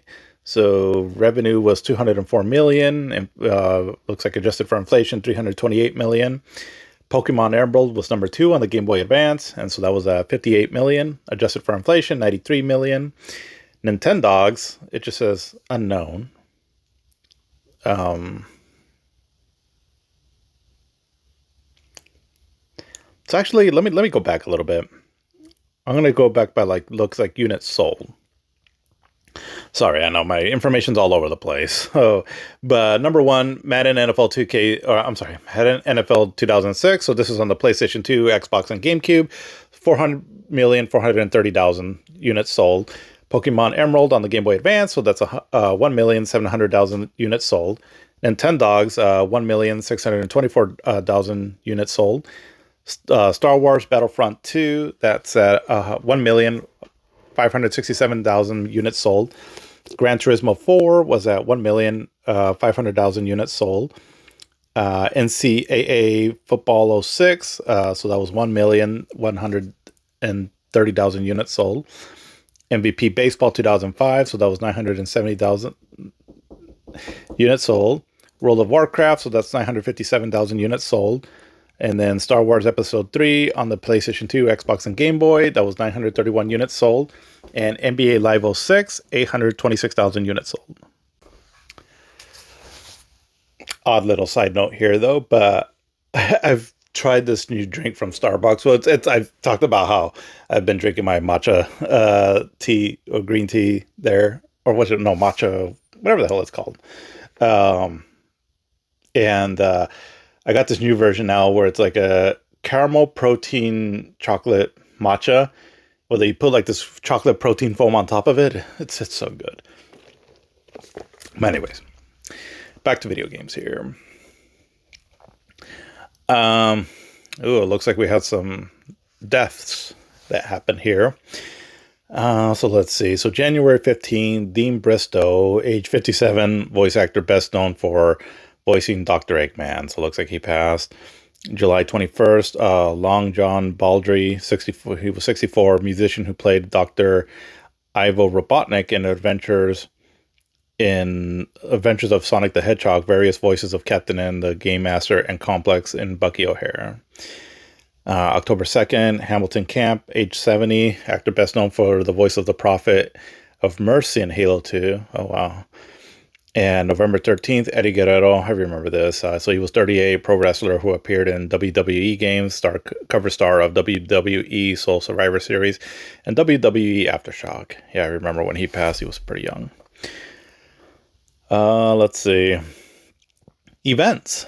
So on February 14th, on the Day of Love, video game sharing platform YouTube is launched. It would quickly become a favorite for gaming walkthroughs, let's plays, speedruns, and more. And even to this day, I still, enjoy watching some of that stuff. Even if it's a game that I've already beaten, I just, I don't know. Sometimes I like watching like other people play a game with like their reactions, right? Just so I can see what they reacted during a certain scene. It's still it's still fun to watch. That's what I'm trying to say. March 6th, so the television show 60 Minutes tackles issues within video game controversy. This segment of 60 Minutes has been criticized by video game players for encouraging video game censorship. Oh, that's still a hot topic now. I didn't add it to my notes here just because I didn't follow the story too much, but I know there's been some controversy with that Dispatch game, which I'm actually curious to play that. It seems to be sort of like a story-driven game, but you're like superheroes and all. I don't know. It has my curiosity to play. I know it's got Jesse from Breaking Bad in it. What's the actor's name? Aaron Paul Taylor, I believe. I love his role as Jesse, so I almost see him like just Jesse, but in Breaking Bad. But anyways, it seems like the Switch 2 version got some kind of censorship on it, and it seems to have been kind of a story that blew up on the internet. But sounds like it's, stuff that's still going on to this day. But on March 7th through 11th, so the Game Developers Conference, so Nintendo keynote speech, The Heart of the Gamer by Satoru Iwata, president of Nintendo. Microsoft keynote speech, The Future of Games, Unlocking the Opportunity by Jay Allard, corporate vice president and chief XNA architect. In May, the defense of video games being beneficial for cognitive development, Steve Berlin-Johnson published his book, Everything Bad is Good for You, How Today's Popular Culture is Actually Making Us Smarter. May 11th, the global version of MapleStory is launched. May 12th, the Xbox 360 was officially announced on MTV in a special hosted by Elijah Wood. The wording on that is weird. But May 16th, the PlayStation 3 was unveiled by Sony during a pre-E3 press conference at 21:25 General Mountain Time. At the same time, the press release was released through the Japanese PlayStation website. Yeah, was it this one? Yeah, this is the one that was that the controversial E3 that Nintendo or PlayStation had? Let's see. But anyway, May 18th to the 20th. So the 11th annual E3 takes place in Los Angeles, California. 400 exhibiting companies and 70,000 industry professionals representing 79 countries attended. Next generation systems from Nintendo, Sony, and Microsoft were unveiled. May 22nd, the Pac-Man franchise celebrated its 25th anniversary in Japan. June 21st, IBM held the first virtual video game on-demand conference in which game developers and manufacturers were able to come together to discuss issues with online games, including management and distribution.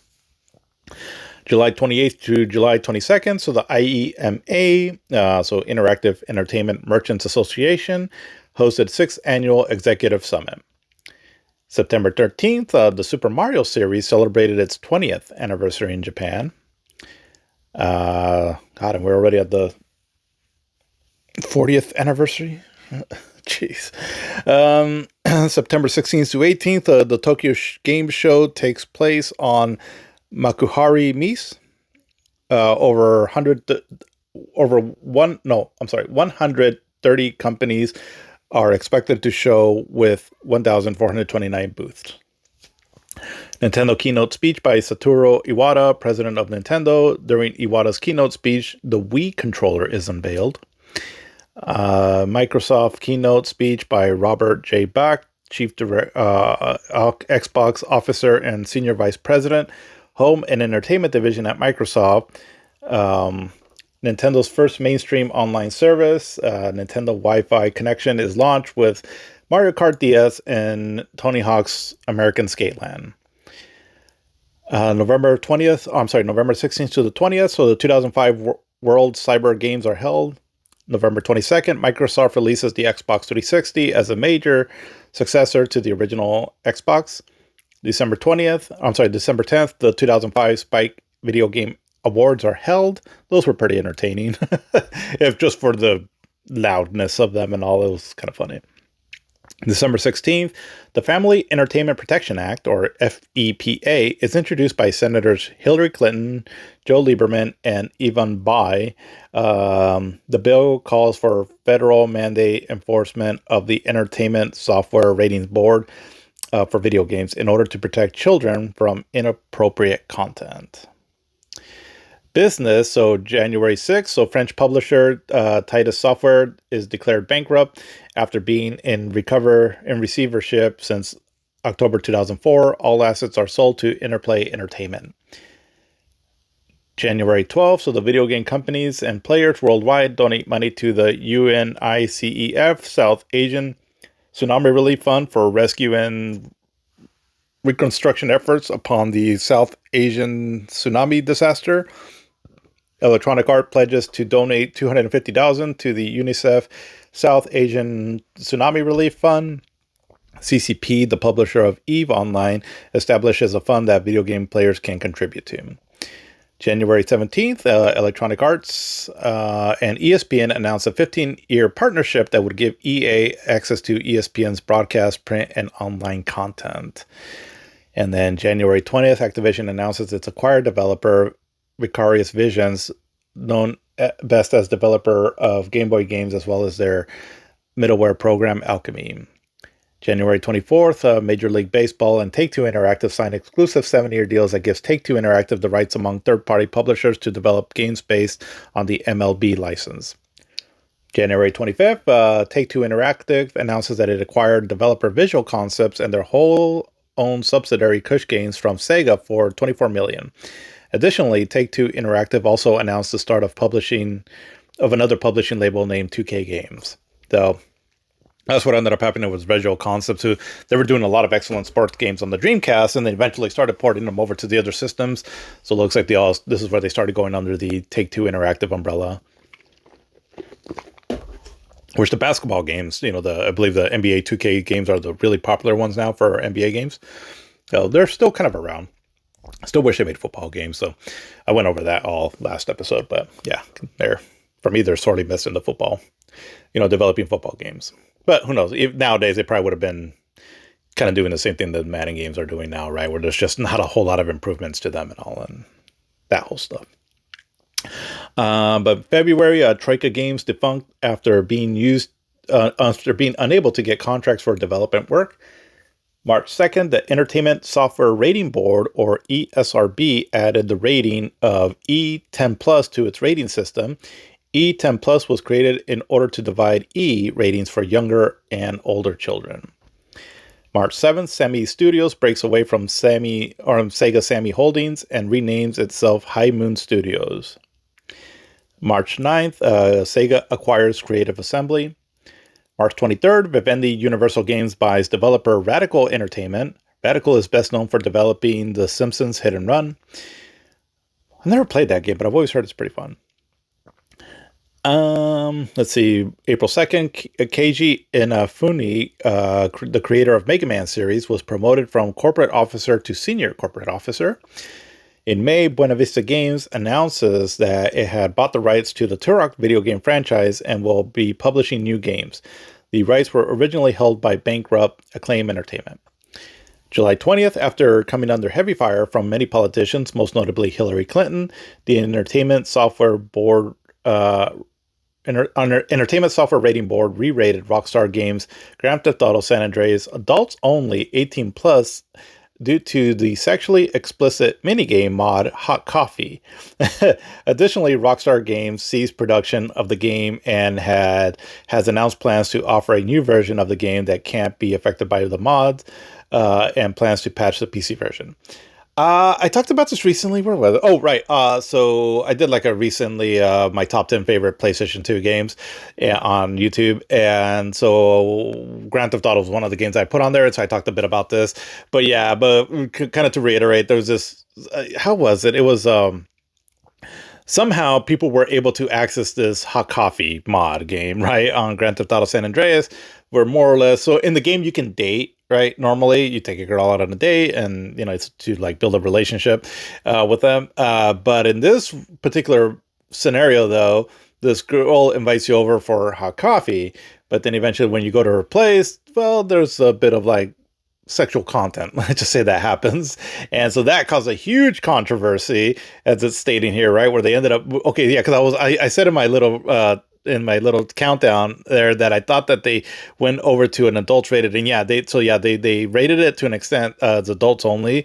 But so Rockstar had to cease production of the game and had announced plans to offer a new version. Okay, all right, because I was like, I think that happened too, but yeah.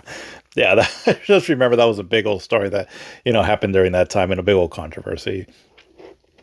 And what's funny is that Grand Theft Auto San Andreas is, I mean, it's not a bad looking game for its time, but like the character models and all, I mean, they definitely haven't aged the best and all. So seeing like graphics like that and some kind of like sexual content, I mean, it looks pretty dumb, but at the time, right? I remember it was being a big story, and yeah, I. It's funny because now there's so many controversies that are happening in the video game industry, or I should say, there's just a lot of stories that happen because, and probably a lot of them are always at the forefront because of the way news is being distributed now. So it always seems like now controversial topics in video games, or really anything, it's just like par for the course nowadays, right? I mean, it's like, it's expected. It's like, oh yeah, well, what's the controversy today? But back then, like the big stories though, they hit a little bit harder, I feel, because it wasn't like we weren't getting bombarded with like news all the time. And so when something big did happen and it broke into the mainstream, it was like a big deal, right? So just, a little bit of differences between like the video game controversies of today as opposed to now, back in the day. But that one was kind of a big one though for back then. But July 27th, so Sony Computer Entertainment released the first major update in Japan for their video game handheld, the PlayStation Portable. Version 2.0 includes a web browser, A/B repeat mode, Wi-Fi, picture sending, as well as additional audio and video support, among other features. Abandon Mobile announces its formation through a partnership between Abandon Entertainment Inc. and GF Capital Management and Advisors LLC. August 22nd, Square Enix acquires Taito, leading to Square Enix entering the arcade sector of the electronic game industry. September 29th, Namco merges with Bandai to form Bandai Namco Holdings, the third largest video game entity in Japan. Oh, wow. Pandemic Studios and BioWare partnered to create BioWare Pandemic Studios. November 7th, Take-Two Interactive acquires Firaxis Games. November 30th, Sony Computer Entertainment announces the PlayStation 2 breaks a record, the fastest selling console to reach a cumulative shipment of 100 million units, beating the previous record holder, the PlayStation, by 3 years and 9 months. The PlayStation platform has until the present year the biggest sales of all time in video game history, with 120 million consoles shipped. December 12th, oh, this one's sad. December 12th, Working Designs closes down. So the Sony one that I just talked about there, yeah, I mean, we know now to this day, right? The official number Sony has come out saying as far as like units, I think units sold, not shipped, but yeah, units sold. Well, yeah, I mean, because it's been a while, was 160 million. So yeah, I mean, the PlayStation 2 was just a juggernaut, right? Still to this day, the highest selling system. Although I get the feeling like the Switch might beat it here, though. They'll probably announce that like in the next year or two or so that it finally beat it, but we'll see. But working designs, so if you've listened to anything that I've already been doing on this retrospective, so they were responsible for bringing over several Japanese RPGs or Japanese games over to the United States, and they did a pretty good job overall of localizing the game as far as the translation and also like the packaging of the physical copy.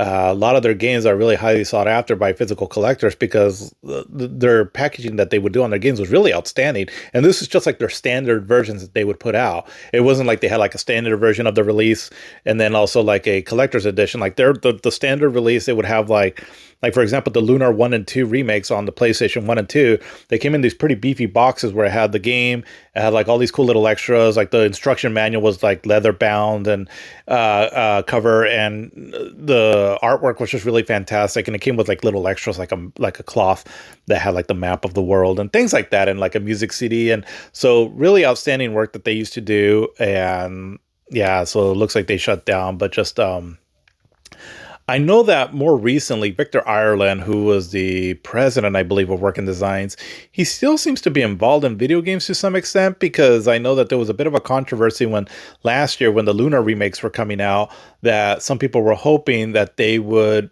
bring back or keep the voice acting or bring back the actors from those Lunar games from back in the PlayStation days, but ultimately they went with different actors. And the acting on it sounds fine, so no shade to the new actors, but I think a lot of people just had a lot of nostalgia for the old actors. And I believe I saw something that Victor Ireland, so the president of Working Designs back then, he said something like he was willing to accept the job or something, right, to localize the games, but ultimately they didn't approach him or something like that. I don't know, to that effect. But it seems like he's still involved somehow in the video game industry. I guess I'm sure if I look it up, I could probably find out why. Um, but yeah, but that's kind of sad though. They definitely brought over a lot of cool games back in the day. So thank you for that. Um, but yeah, that was a lot that happened that year as far as like on the business end. So that kind of went on for a little bit. Didn't expect to go on that long, but let's start going now here into the games themselves. Um, I mean, when I started going through my list here or while I was jotting down games, and I was like, I feel like I'm missing a lot of stuff here, and I probably am.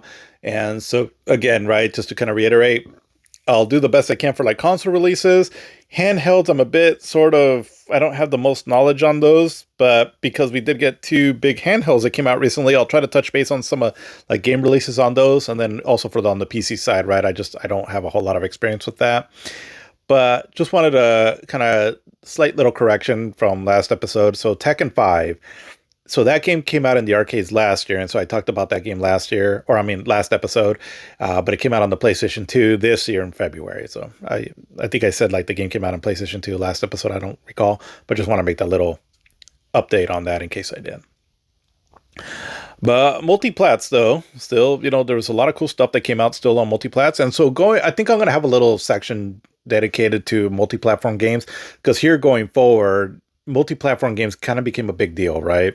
As slowly and slowly we started seeing, I mean, we would still see exclusives for several years out, but I think this is where the seeds were being planted, where exclusives weren't quite a big of a thing as they were in the past. I mean, excluding Nintendo, right? But between Sony and Microsoft mainly, and even PC to an extent, the exclusives was starting to kind of wane out a bit. But, which, good thing or bad thing, right? However you want to look at that.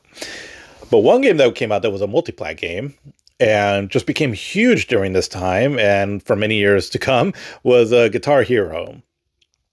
This game really revolutionized casual gaming for a lot of people. And I mean, I remember back in these years, right? So in the mid to late 2000s and even to an extent into the early 2010s, it seemed like everywhere you would go to, right? Somebody always had just a bunch of plastic guitars lying around. And so Guitar Hero, basically what it is, it's like a music rhythm game, which we had already had some of those before. One that I can recall off the top of my head was what was the game? Amplitude, I think, on the PlayStation or PlayStation 2. And then also Bust a Groove, which I think I talked about that game a few years back. But both rhythm games, right, where there's music playing and then you have to press buttons in timing with graphics that you're seeing on the screen, and something to that effect, right?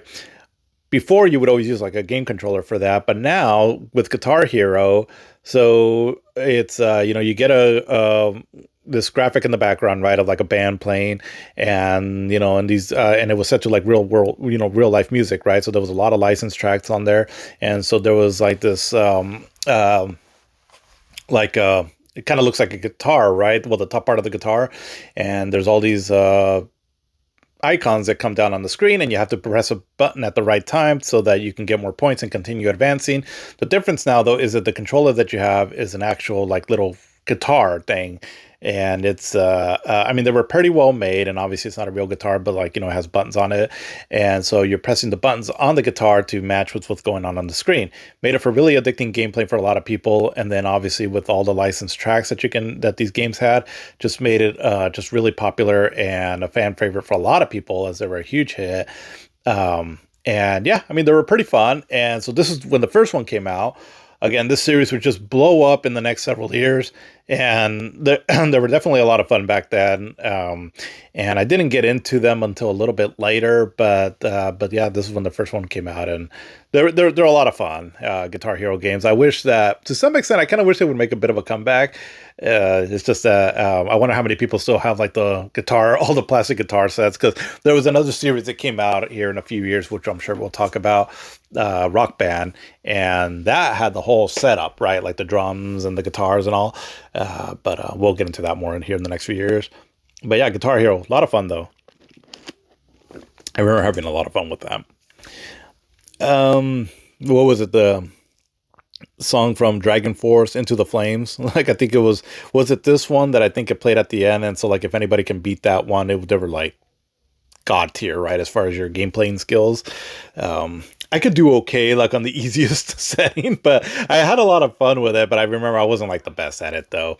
I do have a coworker that supposedly he says that he was really good at Guitar Hero, that at one point he was like world ranked. I don't know how much truth there is to that, but supposedly, right? We were talking about it in one of our meetings at work the other day. Um, but let's see. And then we got another great multi-platform game, and this one I really love is Burnout Revenge. So I talked about Burnout 3 Takedown, Takedown, Takedown, Hunter Girls, Hunter Girls. Oh my god! But Burnout Revenge though, really excellent. And for me, I prefer this one over Takedown, just basically because I like the updated gameplay where you can ram into cars that are going in the same direction as you. I feel like that adds more to the gameplay. That for me, it improves what Part 3 was doing. But either way, both are excellent though. But Burnout Revenge, so it ended up coming out on the PlayStation 2 and then the Xbox. I don't think it came out on the GameCube. And then eventually in the Xbox 360 too. But yeah, some of the funnest ever in a video game. It's basically racing combat, kind of the same concept like Burnout 3, like I talked about last episode. You're smashing into cars and all, and just a lot of fun, really fast gameplay. And I mean, you just have a blast playing this game. And yeah, it's incredibly fun. Some of the most fun I've ever had in a video game, if I'm just looking at the fun factor of it. And definitely one that is worth playing. And there was actually some aspects about the 6th generation versions that I preferred over the 7th generation one. I want to say I think that there were certain segments that ran at 60 frames per second on the Xbox one that the Xbox 360 didn't. If I recall, I could be wrong on this, but I want to say like in the sections where what are they called? Where you're just like crashing, right? So it's not actually like a race, you're just crashing. And I want to say those right there, like the replays or something, played at 60 frames per second on the console or not. I don't know. I forgot. But anyways, but I just remember that both of them are really good though. And definitely worth checking out, especially when you're listening to your own music. Oh, such a blast. Fucking love those games. They're so awesome. But another cool multi-plat game is The Incredible Hulk Ultimate Destruction.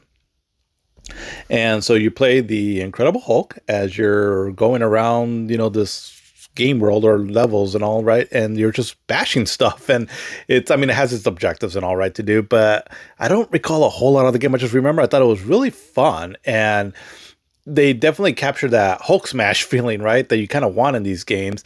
And yeah, just a lot of fun. This is one game that I do want to try to pick up and play again at some point. It's one that I don't remember a whole lot of, other than that it just, was a lot of fun to be going around smashing things and all. And as far as I know, I think it came out on all the three systems, so the PlayStation 2, Xbox, and GameCube, and they all ran pretty well too. So, yeah, that if you're looking for like a cool Marvel superhero game from back in the day, this one's worth checking out. I always feel like if they did a Hulk game, but with like the game engine of like Donkey Kong Bonanza, but just like on a bigger scale, right? Because you got the Hulk, right? I think that would be a lot of fun. But anyways, the Prince of Persia: The Two Thrones. So this is the third installment in this ongoing series, and this one was really good too. I felt that from what I recall, I like because I beat all three of them. And I feel like I like this one more than the Warrior Within from last year, but not quite as much as like the Sands of Time, because this one sort of took the style of both of them, and yeah, just a lot of fun. Cool story to it, cool gameplay. The wall scaling and the platforming and all was a lot of fun. The combat was improved in some ways, and these are excellent games. I really appreciate these games. They're so good. And so the last one here that I have to talk about for multiplat games is one that's yeah, I would say it's probably the biggest game of this year, and that's Resident Evil 4. Now, this game here, it was original. So I've talked about before where Capcom had an exclusive deal with Nintendo at one point to bring out some of their games that were going to be GameCube exclusives. They were called the Capcom 5, I think, and that was. Let's see if I remember this. Beautiful Joe, Piano 3, Killer 7, which I don't think I talked about that game, but I don't know a whole lot about it. But and then there was Resident Evil 4, and then there was another one, I think, which I don't recall what it was or if it was ever actually released. But anyway, so Resident Evil 4 was part of that there. And so it came out on the GameCube in early 2005. I want to say in January. And the game was amazing. It looked incredible, played incredible, really set the standard for third-person shooters, because this goes away from what previous Resident Evil games were doing, where you had the tank controls, fixed camera angles, and all. Now we're going into third-person shooting, and so what that brought to survival horror, I guess if you can still call it that, is that it definitely made it more action-oriented. But because of the perspective, and also this is a game that was, I could be wrong on this, but it felt like it was one of the first games. Oop, I just dropped something. But one of the first games where it really emphasized the need for widescreen. And so because of the wider view angle, you get more perspective on these enemies coming towards you, right? And so not maybe jump scary, but more just tense, right? Because in some of these fights that you're going through in this game, just seeing all these ganados coming at you, is that what they're called? Ganados? But when they're coming at you, it really made it feel tense, right? You're oh crap, where's the enemy coming from, right? They're all, "Largate aquí, cabrón," and it's oh shit, where are you coming from? And so, amped up the tension factor on it because of that. And so I thought that was interesting, right? Where now we're really seeing how much widescreen can benefit a game. At least that's what I felt at the time. Because it's widescreen, though, it had the black bars, though, on the top and the bottom of the screen. And I remember that did kind of bug me because, and at the time, that used to bug me in movies too, because I was starting to transition from having a 4:3 TV to widescreen. And at first, those black bars used to bug me in movies, where you wouldn't get them in a 4:3, and it wasn't until afterwards I was like, oh, but you are getting more of the perspective though, right, of the what they filmed, or in this case what the gameplay is. But I was still, like I said, I was still wrapping my mind around that at that time, and so that did kind of bug me and all. But the graphics were real. I thought at the time they're really detailed on it, really impressive. Excuse me, ran at 30 frames per second, but a really smooth 30 frames per second back then. As you know, having a game of that high quality of detail with, at 60 frames per second wasn't quite, the standard then. But looked really nice though, and just an overall fun game. Resident Evil 4 took away a lot of the fear factor, I believe, of Resident Evil games. But for me, this version of Resident Evil 4 is still the funnest Resident Evil game out there. I've probably gone through this game more than any other Resident Evil game out there that I can think of, and it's just because it is just so damn fun to play. And some of the mechanics haven't aged as well, like, you can't move and shoot. You have to press this pause button to go into your inventory screen to change a weapon. It can be a little tedious. So, but in the same way, it kind of kept a little bit of like the old school Resident Evil feel like that, right? Where you can't just switch on the fly on, your weapons.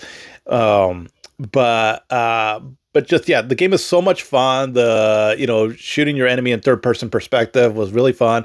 And especially as you can aim and shoot them in the head, shoot them in the leg, right? And all to give you an advantage of, like for example, if you have a whole swarm of enemies coming after you, maybe you don't have the time to line up a headshot, but you can shoot them in the leg real quick to, stall your enemy for a bit as you run around, right? Trying to find a good vantage point, right? To take out your enemy. So much fun. The level designs on this game is what makes it absolutely a blast to play through, because it's a fairly long game. I mean, for, this kind of game, it's, I don't know. I mean, the first time you'll play, like clocking almost 15 hours or so, give or take. But the fact that all the way through, it feels consistently fresh and consistently fun, where more or less it's the same play mechanics, but each section, as you're going through it, it feels like each section almost feels like a puzzle in a way, where it's not so much like that you're solving something. I mean, there is a little bit of puzzle solving, but not a lot, but almost just like on how you can tackle the enemy, as far as like, not actually tackle, but like, take on the enemy on how to defeat him. And so it forces you to strategize some, and it just makes every section just really enjoyable and memorable as well too. I mean, there's so many sections of this game that really stand out, from anything from like, the beginning part of the game, right? Where you're, the whole "where's everyone going" bingo, that whole opening section, still to this day, one of the most intense, funnest, kind of scary too moments ever in a video game. And it is probably one of the best setups to start off a game as well too. It is so much fun, so intense, and definitely gives you the feel like, okay, this is a new Resident Evil game, but it is also very refreshing too. But then you get other scenarios like, let's see, when you're fighting those huge dudes with the claws, the way the way you can defeat those enemies, it's a little different. The section when you're going uphill to, then like in a cemetery and there's a church, and then the way you can utilize this carriage that has like this that you can set it on fire and to take out some of the enemy, to when you're fighting that big old gigante enemy dude, to like that monster in the lake, and so many different varied scenes, and it's just all the way really fun all the way through. And I think this is why this game is just so adored by a lot of people, because it is very, like I said, some of the things haven't maybe aged as well. Like, again, you can't run and shoot and all, but at the same time, that kind of gives amps up the tension too, because it's like, you can't just run around and shoot, right? You have to like plant yourself, aim your shot. And so that does bring a bit of tension out as well too. So I don't know if I would actually knock it on that. And just an overall fun game. And, I can see why this game is on a lot of people's top 10 of all time. The game is that good, and it was that revolutionary, and it was exclusive to the GameCube up to this point. And so I did I'm in the middle of working on my top 10 GameCube games of all time. I'm including it in the GameCube list just because it was exclusive on the GameCube at one point. But pretty early on after this game released, again in January of sometime of 2005, it eventually got announced that it was going to go over to the PlayStation 2, along with some of the other games, right, that were only going to be exclusive to the GameCube. So, for example, like Killer 7 and the Beautiful Joe games ended up coming out on the PlayStation 2. And so Resident Evil 4, again, it was early 2005. Like, this game came out on the GameCube. It was exclusive. I'm guesstimating here, but like within a month or two or so, it's like, okay, it's coming out on the PlayStation 2 later. And that version came out, I think, in November of 2005. And that version there, more or less the same thing. It added new segments to it, like where you can play Ada Wong, I believe, when it was called Separate Ways. So it adds more story elements to the game. Had a few new modes too, as well too, and it took away the black bars as well too that the GameCube version had. What I recall though, and actually, I'm curious. I want to see like a side by side. Is that the graphics weren't quite as good though as the GameCube. Like I think there was a bit of detail loss in the PlayStation 2 version, from what I recall. I could be wrong on that, um, but either way, though, the PlayStation 2 one was also huge, right? And I remember I ended up buying both versions, and just because I love the game that much. And I mean, like I said, I enjoyed that you didn't have the black bars, but in retrospect, I think the GameCube one was a bit more detailed, though. But either way, Resident Evil 4 as a whole, just an amazing game. Obviously, this game got so many ports down the road, right? So again, that whole GameCube exclusivity was very short-lived. And I mean, this game has been ported to almost everything now. And actually, just on a bit of a side note here, so I have the MetaQuest 2. My wife got me that a few years ago. And so every now and then I'll go in there, and I really like playing Resident Evil 4 on that. It's truly a trip, and it's a lot of fun. And the only reason I don't I haven't beaten it yet. It's just because with VR, I do get a bit of motion sickness on it, but it's a really fun way to play it. So you have a lot of cool ways to play it, let alone the remake that came out in 2023, but I'll go more into that, when that time comes. But so many ways to play this game. Absolutely amazing. Definitely the biggest game of this year. Not quite my favorite game of the year, but I can see why this is on a lot of people's favorite games of all time. It's just, it's that good. It's really fun to play. Still keeps that sort of cheesy Resident Evil campiness to it. Leon, he's a cool character, bit of a smart ass, and all, but he's funny though in this one. But also at the same time, knows how to get shit done, and just an overall awesome game. I absolutely love this game. It's incredible. All right, but enough about gushing about Resident Evil 4. Let's get into some exclusives now. Again, I'm probably going to miss some games on this, so just, forgive me on this. But for exclusives on the PlayStation 2, we had Gran Turismo 4. This game came out towards the end of the year, and I think I talked about this game recently, didn't I? I think I talked about it last episode. Just really quick. Yeah, so I think it was here in the United States when it came out. And so really cool game, more of the same from previous Gran Turismo games. But just a lot of fun to play. Soul Calibur 3 was an exclusive to the PlayStation 2, which was a bit of a letdown because Soul Calibur 2 came out on all the three systems, Xbox, GameCube, and PlayStation 2, but this one only on the PlayStation 2. I don't know specifically why. I'm going to assume just because the GameCube and the the GameCube and the Xbox weren't putting up a lot of sales in their consoles compared to the PlayStation 2. Whatever the reason, it's another cool Soul Calibur game. Looks impressive on the PlayStation 2. Actually, I would say one of the better looking PlayStation 2 games. And a game that's actually kind of hard to emulate too, also. But yeah, I mean, it's kind of more of the same, introducing new characters, new modes. I remember I owned this game back then, but I don't think I quite got into it as much as like Soul Calibur and Soul Calibur 2. But it recently came out though on the PlayStation, on the new PlayStations, right, where you can get it on the eShop. At least I think you can buy it. I don't know if it's one of those ones where you need to have the subscription or not, but either way, it's on there to play, and from what a little bit that I tested it out, it seems cool. So yeah, I mean, another excellent game in this excellent series. So if you like the Soul Calibur games, this is another good addition to it.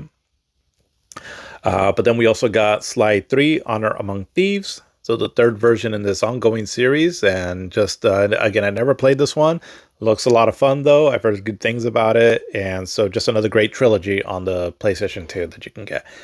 So like the main platformers that they had, so Sly Cooper, Ratchet and Clank, and Jak and Daxter, all of them had at least three games, and three main games that were like, platforming games, and all of them really great. So, if you want like cool platforming games, these are like the top three that you can get on the PlayStation 2.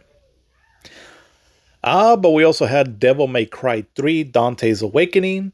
So this is the third game in this series, and this one went more back to the style of the first Devil May Cry game. And so this one is really great too. So the first one was excellent. Part two, I talked about it a few episodes back. Not horrible, horrible, but not quite as good as the first one. This one is really excellent too, and this one is a prequel. So this is a younger Dante, so more of a smartass Dante, but really cool action in it, really cool boss fights, cool weapons, cool gothic setting, and just an absolute blast to play.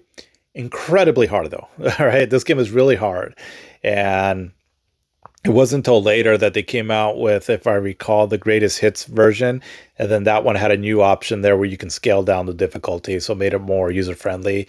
But either way, though, the Devil May Cry 3 is an excellent game and one of my more favorites in this series. It's a really fun to play. Just a side note though on this, if you are looking on getting this game, the one on the Switch, oops, excuse me. The one on the Switch, though, is actually probably the better one to get because that particular version has a few quality of life features, like letting you switch weapons on the fly, if I recall, and a few other things I believe that just made, little things here, there, and all, right, that makes it a little bit more pleasing to play through. But either way, though, good, cool game overall. But then we got the excellent God of War. So we got two kick-ass action games. So Devil May Cry 3 and God of War within the first part of 2005. And God of War, so this game has become a staple now for, the PlayStation brand. And I would say that going forward, if there was any kind of mascot for PlayStation, I would say probably maybe Kratos, right? He's definitely been around now for, well, so this is his first game here, and just a kick-ass action game. I mean, I was really liking the Devil May Cry games, but this one here, so you play as Kratos in a Greek mythology setting. So I thought that was really cool. I was always a big fan of like movies like Clash of the Titans, and you're out to basically take out the God of War, Ares.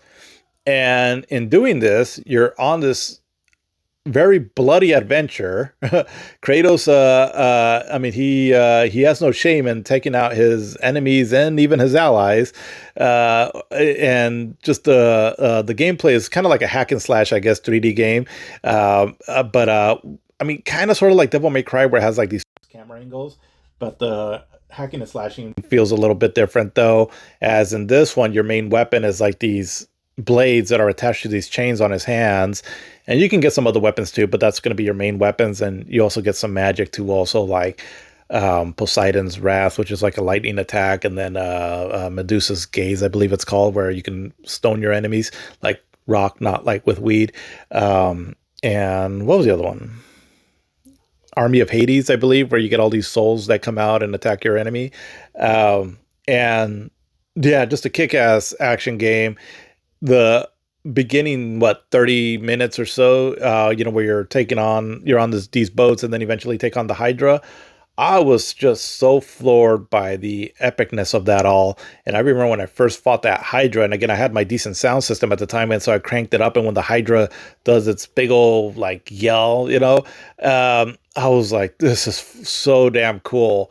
And yeah, and it was cool gameplay. And the God of War games start out really in high, really epic and cool action and all. They kind of slow down after a while, right? And all, where, I mean, it's still cool action, but, not, of course, the whole game is not going to be completely, grand in scale, but still has some cool moments, though, to it. A lot of fun all the way through. Some decent puzzles in it. And just some of the best hack and slash gameplay out there, and I really enjoyed this one a lot. It became a favorite of mine during this time stretch here as one of my favorite action game series. And because the ones that followed, right, for the most part, all of them are really great, and this one definitely set the standard for God of War games. And yeah, just I absolutely loved it. Definitely a game for for a mature audience, because it's got a lot of adult content in it, I'll say, but just really cool and a hell of a lot of fun. And I remember when I first got this game, so I started playing it, and then a buddy of mine had come over right as I was going through the first section of the game, And so as I was playing it, and this buddy of mine at the time, he's not a gamer or anything, but he was like, "What are you playing, dude?" I was like, "Oh, just this God of War game that I got. It's pretty intense." And so he saw me play the first section of the game with the Hydra and all, and he even got into it, like, "Hey, can I play that?" And so, I mean, it was just like, the visual appeal of the game was just pretty outstanding, right? I mean, the character models and all look a little bit blocky now, but at the time, I mean, it was running at a really smooth 60 frames per second, pretty detailed overall, and just everything going on screen, right? Again, you're seeing these hydras out there with the stormy background, the stormy weather background, and it just made it for just really impressive, right, to look at. Um, and just overall an incredible game. And like I said, the sequel improved on a lot of things, but we'll get into that one when its time comes. But this one here, though, an excellent way to start off the series. And yeah, just it's so much fun playing as Kratos in this one, and an incredible game. But what was my personal favorite game of the year? And see, I don't know if it came out in Japan the previous year. I'm not sure, but it came out in the United States late this year, and that was Dragon Quest V: Journey of the Cursed King. And so this game here, for me personally, it is probably my favorite modernish version of the traditional RPG, if that makes sense. And I mean, because the game at heart, it doesn't really revolutionize too much. You're going to town, trying to solve this ongoing mystery that's going on. You're grinding a lot, you're buying weapons. There's not, I mean, you get like skills, but nothing too revolutionary. And, you're in this open world map and, grinding, killing enemies for experience points and money. So nothing's really changed too much as far as from like previous JRPGs. Only now is set in this really beautiful 3D world, and it this is the first Dragon Quest game that I played. So this is where I first got to experience Akira Toriyama's artwork in a Dragon Quest game, and it just really gives the game a certain style. And so as I was playing it, because I had remembered always hearing about Dragon Quest games, right? That they were, for some people even better than Final Fantasy games. And so when I played this one, I was like, well, they're definitely different than Final Fantasy games, but I can see the appeal to them. This is just such a cool adventure that you're going on, right? With really wonderful characters. Again, the Akira Toriyama's artwork is just legendary and really brings out a lot of fun in their characters.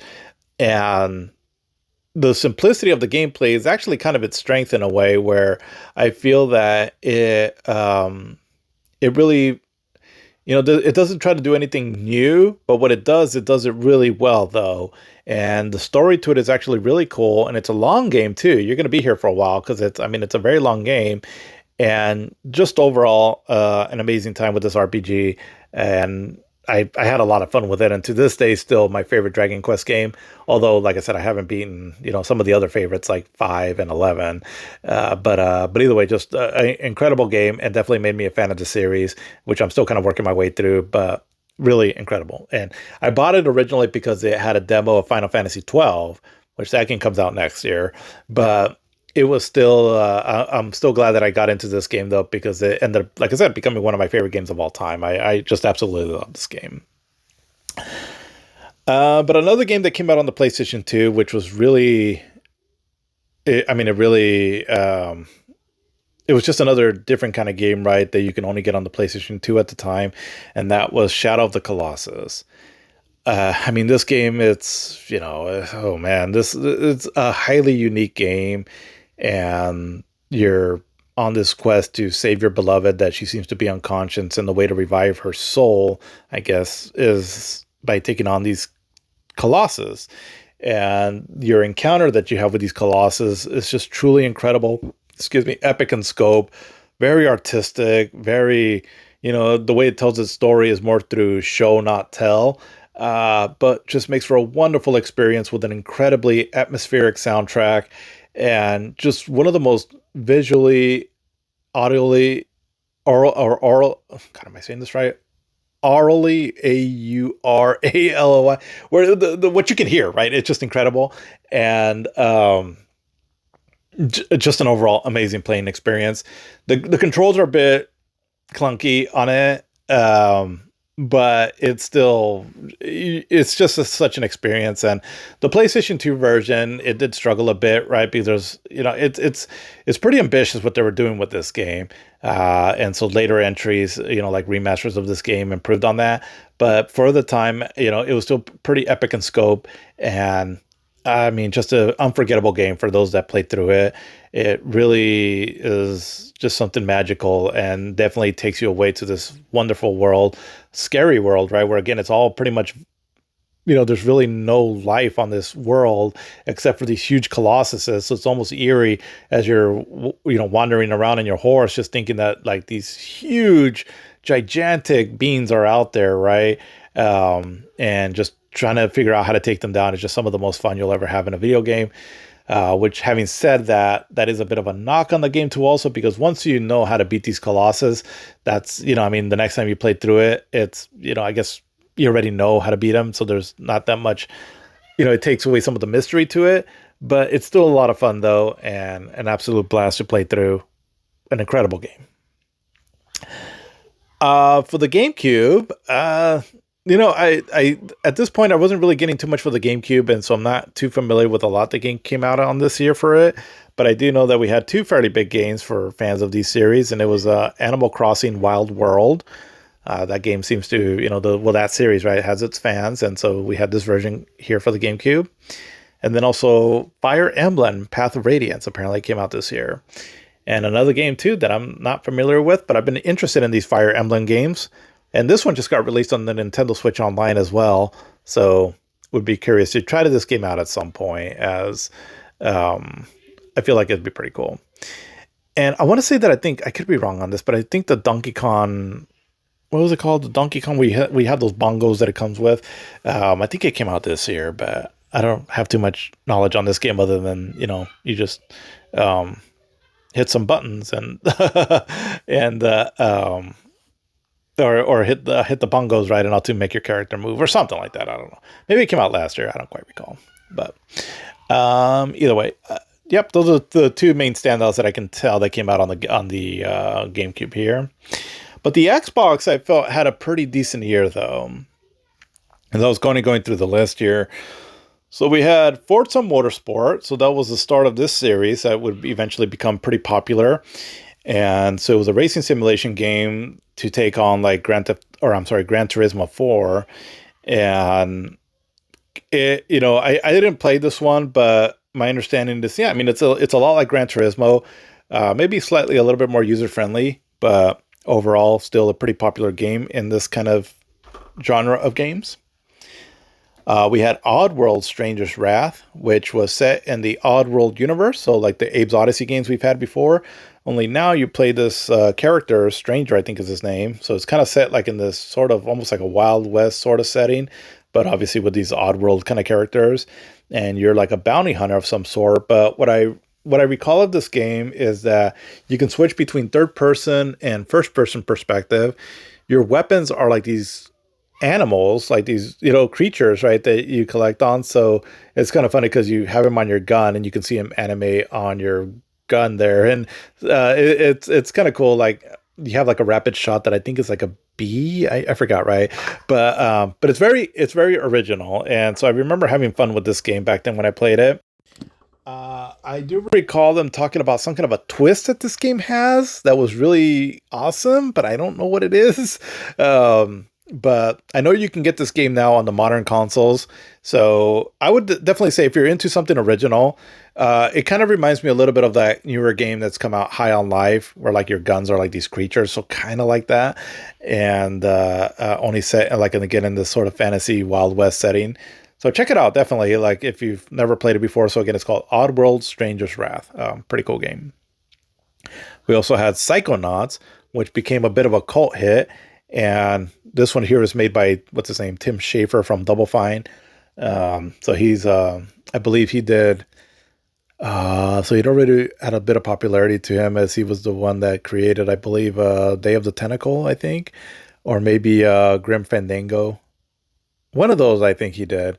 And so he has a sort of a quirky sense of humor and style to it that it's pretty original, though. And in Psychonauts, you control these characters that are able to get into people's psyche, and so then the levels play out like inside these characters' minds. And so like the first little area, right, he's like a drill sergeant, and so the world that you go into is like very war torn and all, and it's really creative game, and the way you can use your psycho powers is really a lot of fun, and just a cool overall platformer. Definitely one of the better ones on the, not only on the Xbox but also in this generation. This game actually did come out on the PlayStation 2, but this was one game too also where, from what I recall, the port of, well, the version on the Xbox just looked better, ran better, and so it was definitely made it feel almost like it was an Xbox exclusive, just because it was just a much better version there. But yeah, really cool platformer. And then we had the third entry into the Splinter Cell series, Chaos Theory. I don't think I talked about Pandora Tomorrow last episode, but that was part two, and then this is part three of this ongoing series. I don't think the stories really follow each other too much. They're all sort of like their own standalone things, so kind of like the James Bond movies, right? But it was a third entry, and this one is definitely like a more fan favorite, and definitely my favorite one. It's a lot of fun to play through. Cool stealth action. The gameplay is a bit more user friendly because the first one was really difficult, but the second one and this one are a lot more user friendly because I did beat these two. Cool way you can use your gadgets and weapons and all, and the graphics were really incredible on it. And again, this is another one where it benefited being on the Xbox because the shadowing that it did on that system there was really incredible for the time. Definitely some of the better graphics of this generation as far as like using shadow techniques and texturing and all, and just a lot of fun. Definitely one of the best stealth games that are out there, and truly worth your time if you have any interest in this genre here. Just an overall incredible game. A lot more polished for me, I feel, than the previous two Splinter Cell games, and so much fun to play through. As far as I know, I don't know still, but I know it was backwards compatible on the Xbox Series X, as I know I have it on there downloaded. So yeah, if you can find a way to play this game, highly recommend it. But then we also had a really original RPG in Jade Empire. And so Jade Empire is from BioWare, so they're the ones that did the Star Wars Knights of the Old Republic, along with, previously some PC games, and plays a lot like Star Wars Knights of the Old Republic. You have your choices you can make, choose to be like a good or bad person, although it's called different in this one. I forgot what it is. But it's set in this very ancient kind of Chinese setting, almost thinking of like my history. God, I'm losing it. The Jade Dynasty, or am I saying that right? But in that time frame, and so it has a really cool setting to it, which I really love, and it's cool story to it. Again, if you like Knights of the Old Republic, it plays a lot similar. Only instead of using like guns and lightsabers, you're using martial, like kung fu skills or karate skills and all. And so just a lot of fun to play through. Very action oriented because of that, and just a cool overall story. I never quite beat this one, but I got pretty far into it, and I want to go back and try to beat it at some point because I had a lot of fun with it, and definitely an RPG that was at the time on consoles anyways, an Xbox exclusive. So for me, one of the games that made worth owning the system. It's really good game, and definitely one that I wish it would re-release somehow, because you can play it backwards compatible on the Xbox, the Series X, and there was versions of it out there like on the Android store and all, but they don't seem to be available anymore. So I'm not sure what's going on with that, but cool game overall, and definitely worth playing. And oh, ouch! I just sort of like scraped my new fresh tattoo. Ow, that kind of hurt. But yeah, definitely cool game overall. Jade Empire. If you can find a way to play it, definitely check it out. But then talking a little bit about the DS. So let's see. There was two cool games that I mean, there was a lot of games that came out on the DS, but two standouts that I can think of were Mario Kart DS. I mean, that was more Mario Kart, now in 3D though, on a handheld platform, which was kind of a big deal. And so it's more Mario Kart, a lot of fun. A lot of people seem to really like it. And yeah, I mean, Mario Kart is Mario Kart, right? They're just a lot of fun. Excuse me. And then Castlevania Dawn of Sorrow. So this was one of the games that I really wanted to get when I got the DS, and one that I played through pretty extensively, although I don't think I beat it. But Mario Kart DS, I'm sorry, Mario Kart DS. Oh my God, it's early in the morning. But Castlevania Dawn of Sorrow, it's a sequel to Castlevania Aria of Sorrow, which I talked about, what, 2 episodes ago? And so, kind of a rarity for a Castlevania game, right? Where it's a direct sequel to one. So you still control Soma Cruz in it, and it's still set in more modernish times, but you're still going through a castle and all. And so it's got a lot of fun Metroidvania gameplay on it. One of the things that stood out about this one was because it was on the DS. So there's like this gameplay element where when you defeat a boss or you're about to defeat a boss, it'll have like this symbol on the screen, and you have to trace this symbol so that you can seal the boss, hence defeating it or something like that. I do remember that part being a little frustrating though, and so I'd have to replay the game and all to kind of remember how much, if it really was as bad as my memory recalls it or not. But other than that though, a really great Metroidvania game and definitely worth playing. And so, yeah, so I'm sure there was a lot of other games on the DS, and all those are just the ones that I can recall from this time frame here. Let's see. But let's go over now to talk about the Xbox 360 and the Sony PlayStation Portable. So the PlayStation Portable, let's see. So this was released in Japan, so really late last year in December 12th of 2004. But then came out here in North America on March 24th of 2005. And then in other parts of the world, looks like in some parts of Europe, I believe, on April 12th of 2005. And other places in the world, I think like Australia and such, like on September 1st of 2005. Came out at $249.99. And so this little portable device here was a pretty powerful little thing. More or less, it was basically like playing, like I can read all the specs on it and all. I'm not going to understand it too much. More or less, it was like a PlayStation 2, maybe slightly dumbed down. But playing that on a portable was unheard of at the time, right? We were still used to like Nintendo portables where the Nintendo DS had just come out and it could more or less replicate Nintendo 64 graphics, where this was going a step above, right, to like PlayStation 2 like graphics.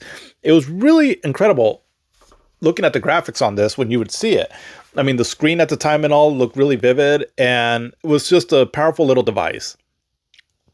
And it used these UMD discs, which, what does that stand for? Universal Media Discs. And so it gave the game some space, right, that they could, that it would have, right, to store games on. And so, like I said, right, I mean, the when you look at the game, I mean, they kind of look like PlayStation 2 games, and just really incredible, right? I mean, overall, it ended up selling 80 to 82 million units. So it was successful, right, for the PlayStation brand, in its overall lifetime. It had Wi-Fi on it, and so there was a lot of different models of it also that you can select from. And so overall, what was cool about it was that not only the games that you can play, but you could also buy movies on it. And so, for example, because they ran on these UMD discs, and so like Spider-Man 2, which was still a really big movie at the time, watching it on your little device there was pretty cool. Again, this is before like smartphones, streaming became a big thing and all. So it was a pretty cool option there. And I mean, just overall, a cool little piece of hardware. And I remember they were calling it like the Walkman of the 21st century. And, it didn't quite overshadow Nintendo's handhelds, but it definitely was successful though. And so this generation, so I'll start saying it now. This generation, as far as I think, was probably the most impressive generation competitive wise, because all the consoles that came out on this system, so the major ones, right? So the Nintendo DS, the Sony PlayStation Portable, the Xbox 360, and then eventually next year, the Nintendo Wii and the Sony PlayStation 3. As far as like units sold and all, because I don't know, ultimately, like I said, how much they profited from it. I know some of them did good, but others, I'm not sure. But as far as units sold, they were all successful. So like you can look at the previous generation, right? The sixth generation, which I felt was really good. You know, all the systems were great and all, but the PlayStation 2 heavily dominated that generation as far as like units sold. This one, they were more on par, and I'll go more into the sales figures on those later. But having said that, right? So like the Nintendo DS, yeah, sure, it beat the PSP and by a significant margin, but 82 million units sold, give or take, is it was a success basically still. And so you had two different styles of portable gaming consoles out there, where the Nintendo DS was trying to tap into this kind of casual market with its touchscreen and dual screen and all, where the PSP was kind of more for, I guess you could say, like hardcore gamers, where it's like, hey, if you want the best of the best as far as like graphics go and all, check this out, right? And so it made for a pretty competitive market there, and I thought that was pretty cool.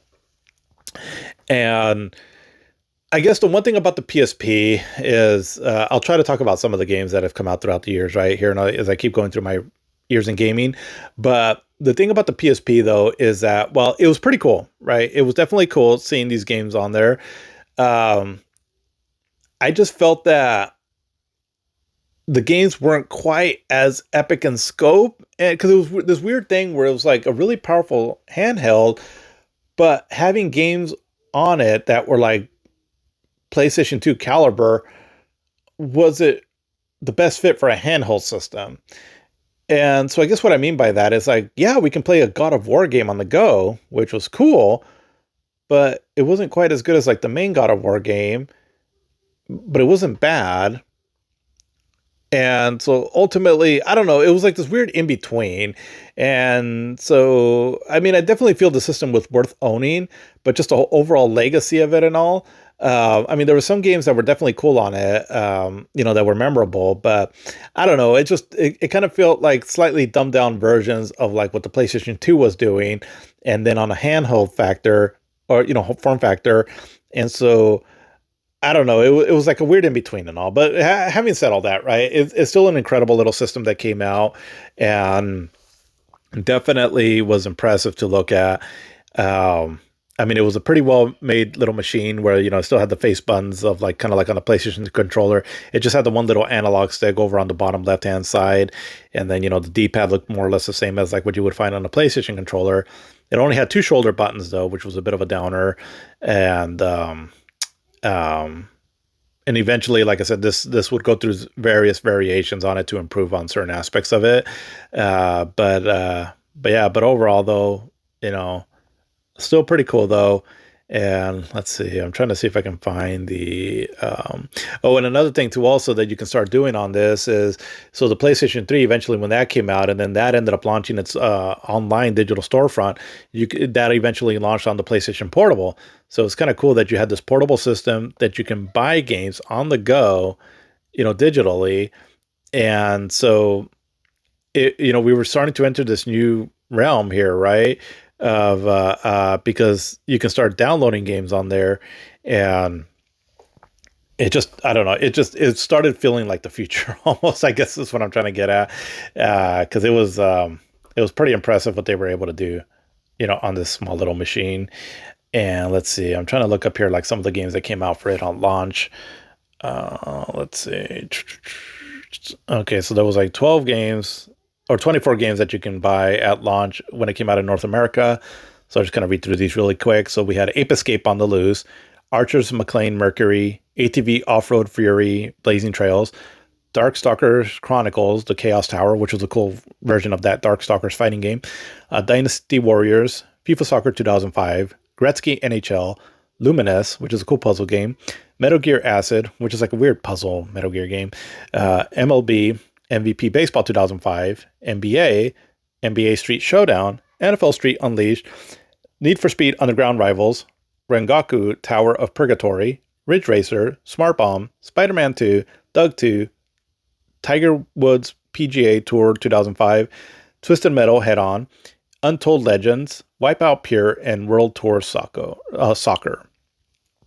So not a bad little lineup. I remember buying Ridge Racer and Wipeout, And I believe I also, yeah, and the Darkstalker Chronicles. Those were like some of the games that I bought, around, because I got it roughly around launch or so. And again, kind of like the Game Boy Advance and the Nintendo DS, I bought it. I thought it was cool, right? That, as these handhelds were getting a little bit more powerful. But at the time, I still wasn't too much into portable gaming, right? And so even though I own these systems, they ended up kind of collecting dust though.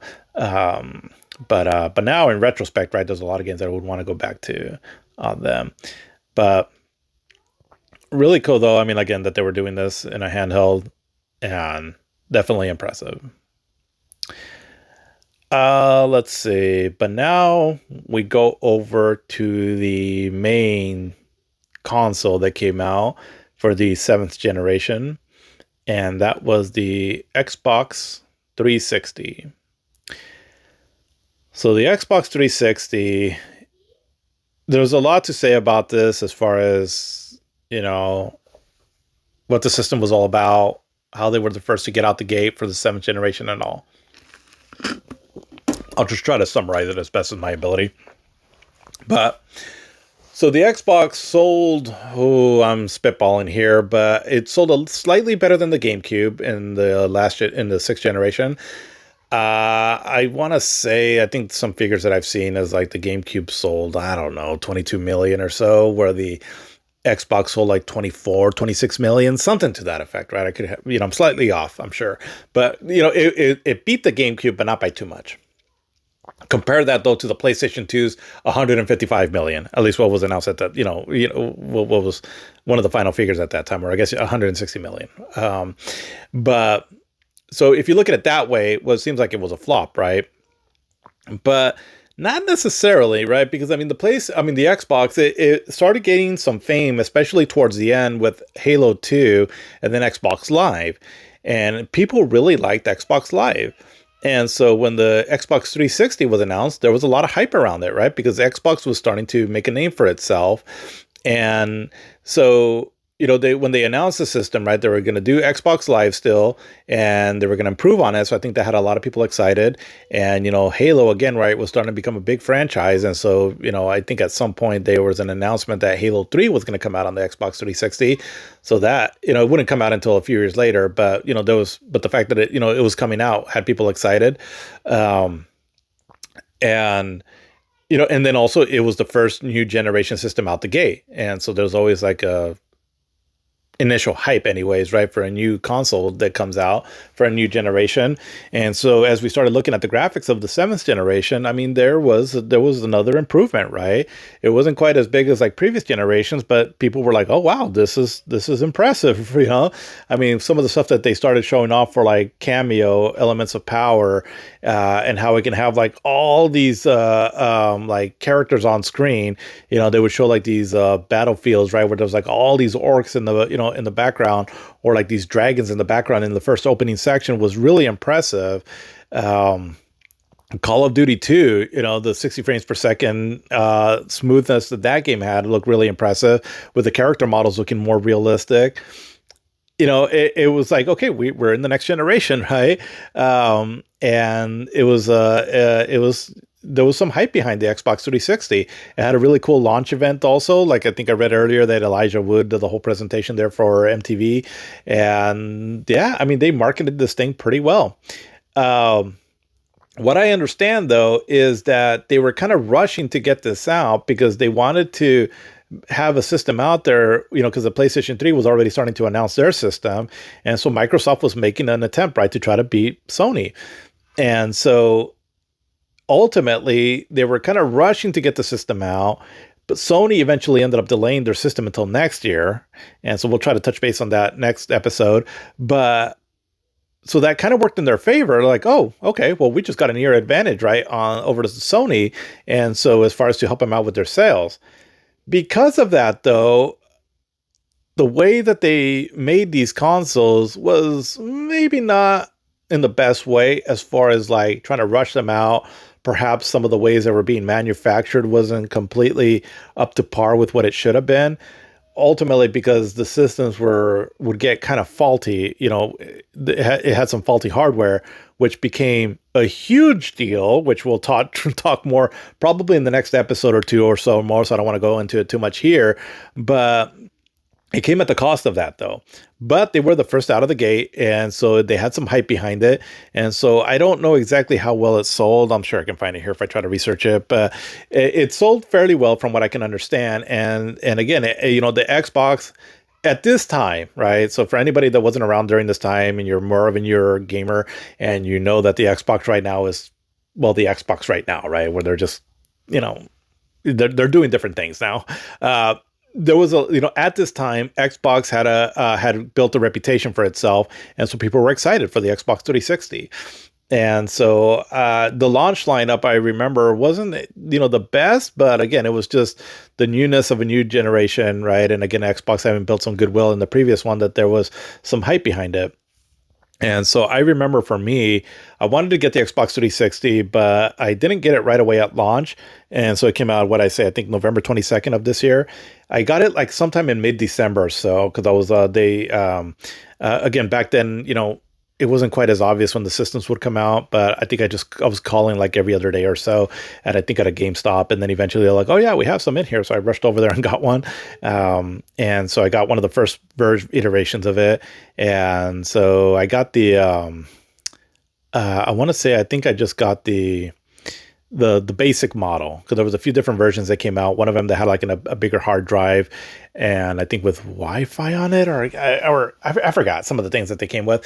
But ultimately, I mean, at the time, I wasn't too reliant on a hard drive, right? Because I was still used to buying a disc, and all the game would come on a disc. So I was like, why do I need a hard drive for? It's funny how things have changed. But yeah, I mean, I did like it, and some of the launch lineups, the titles that came out. So I'll just go over here some of them and my experience with some of the ones that I did get.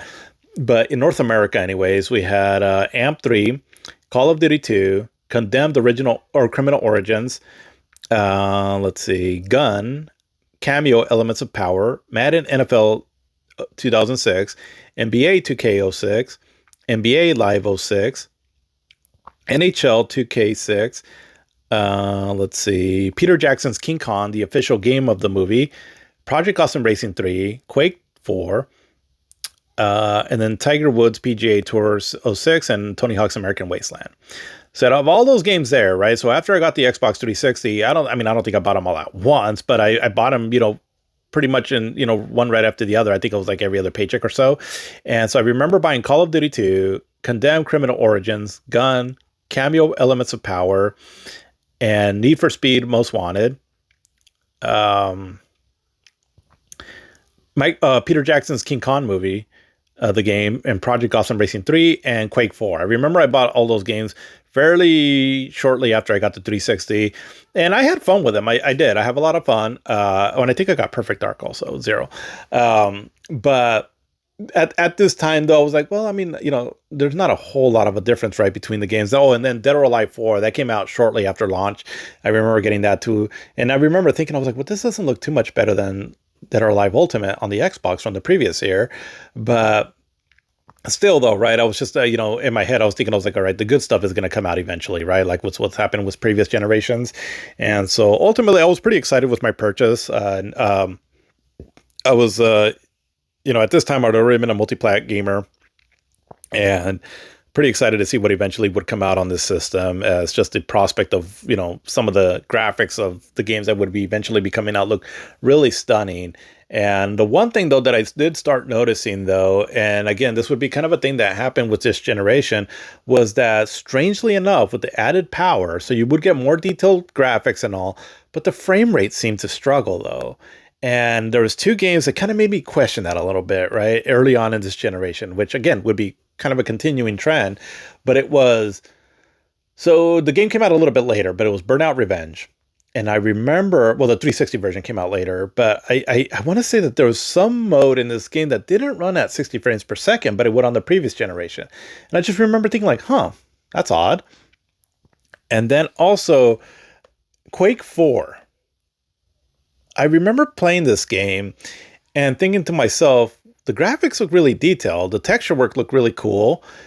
But this game, like, chugs along a lot. Like the frame rate isn't that great on it. And I just thought that was odd at the time. And I'm thinking, well, they're early games and, Call of Duty 2 runs really great. And so eventually I'm sure that they'll fix that, I guess.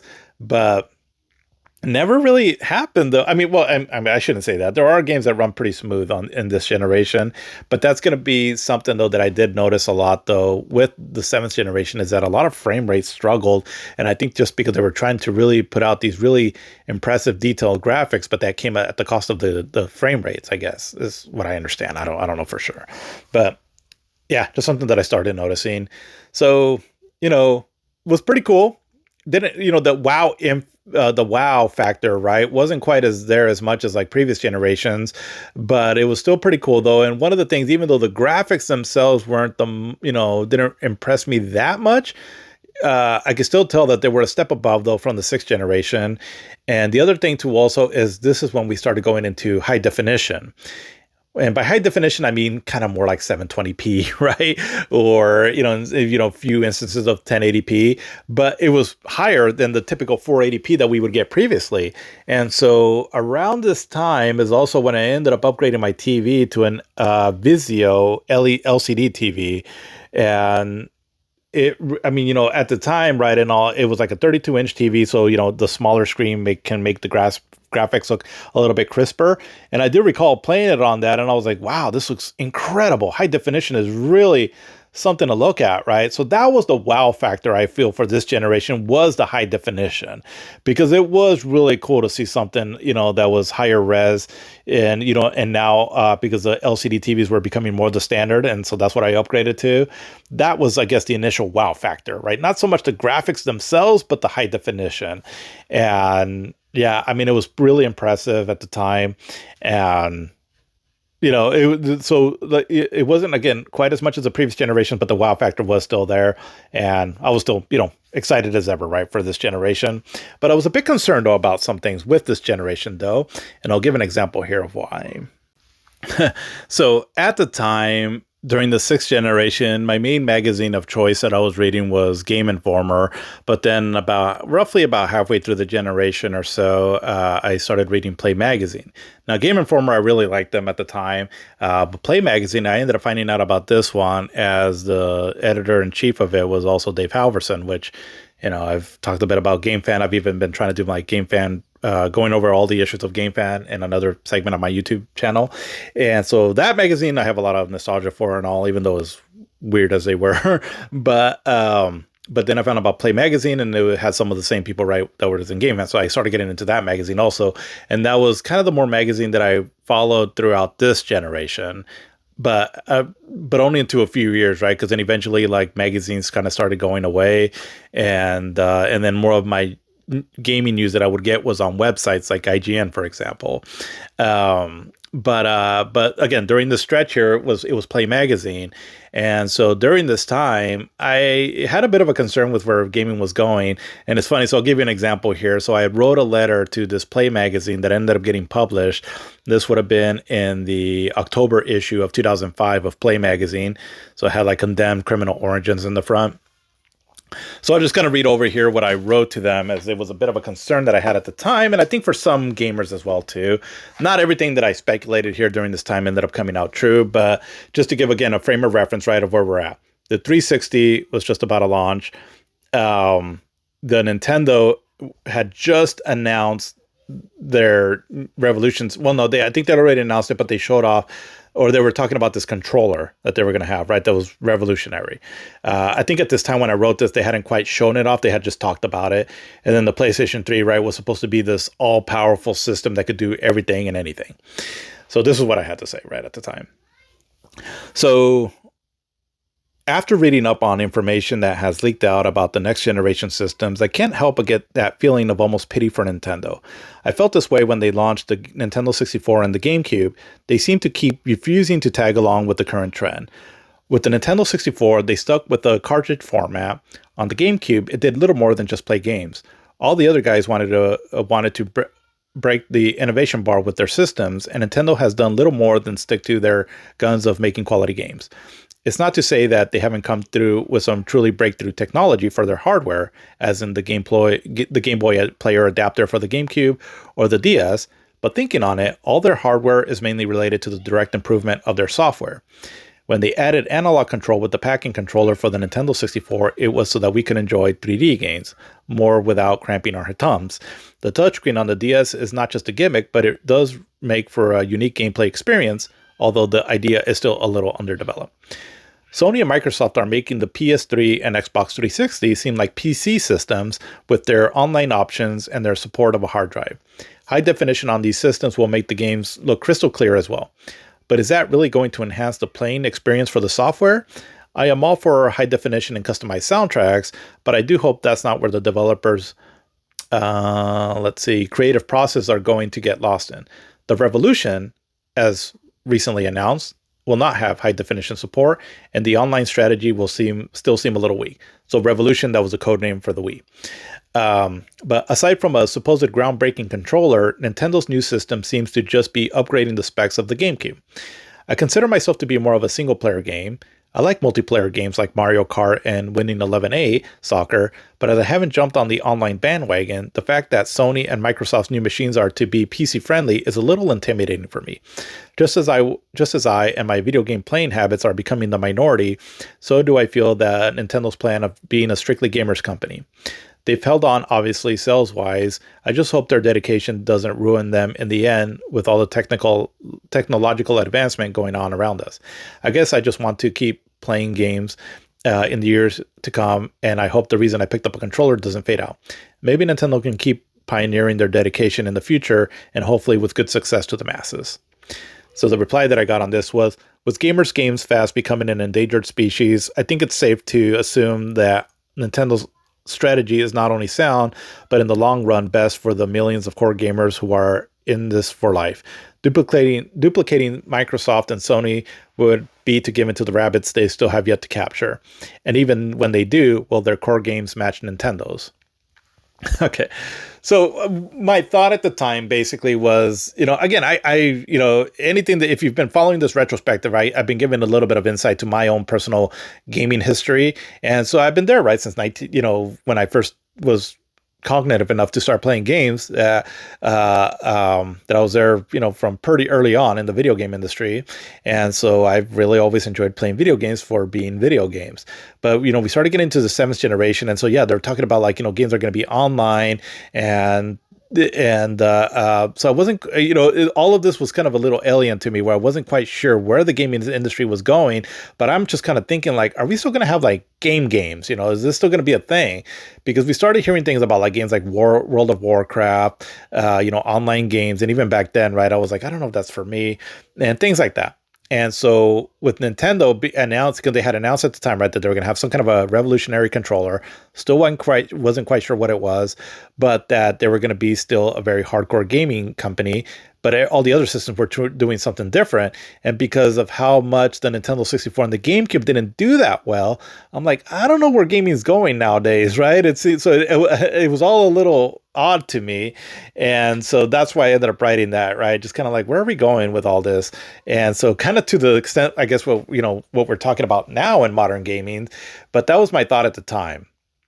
And so ultimately, the seventh generation gave me a lot of incredible experiences, but it did start laying the foundation down for a lot of the things of what we're seeing now, of a lot of the problems that we're having with the modern gaming industry. Things like microtransactions, loot boxes, live service games, things of that nature. And so we're losing a lot of core gaming experiences that we were used to for many years, right?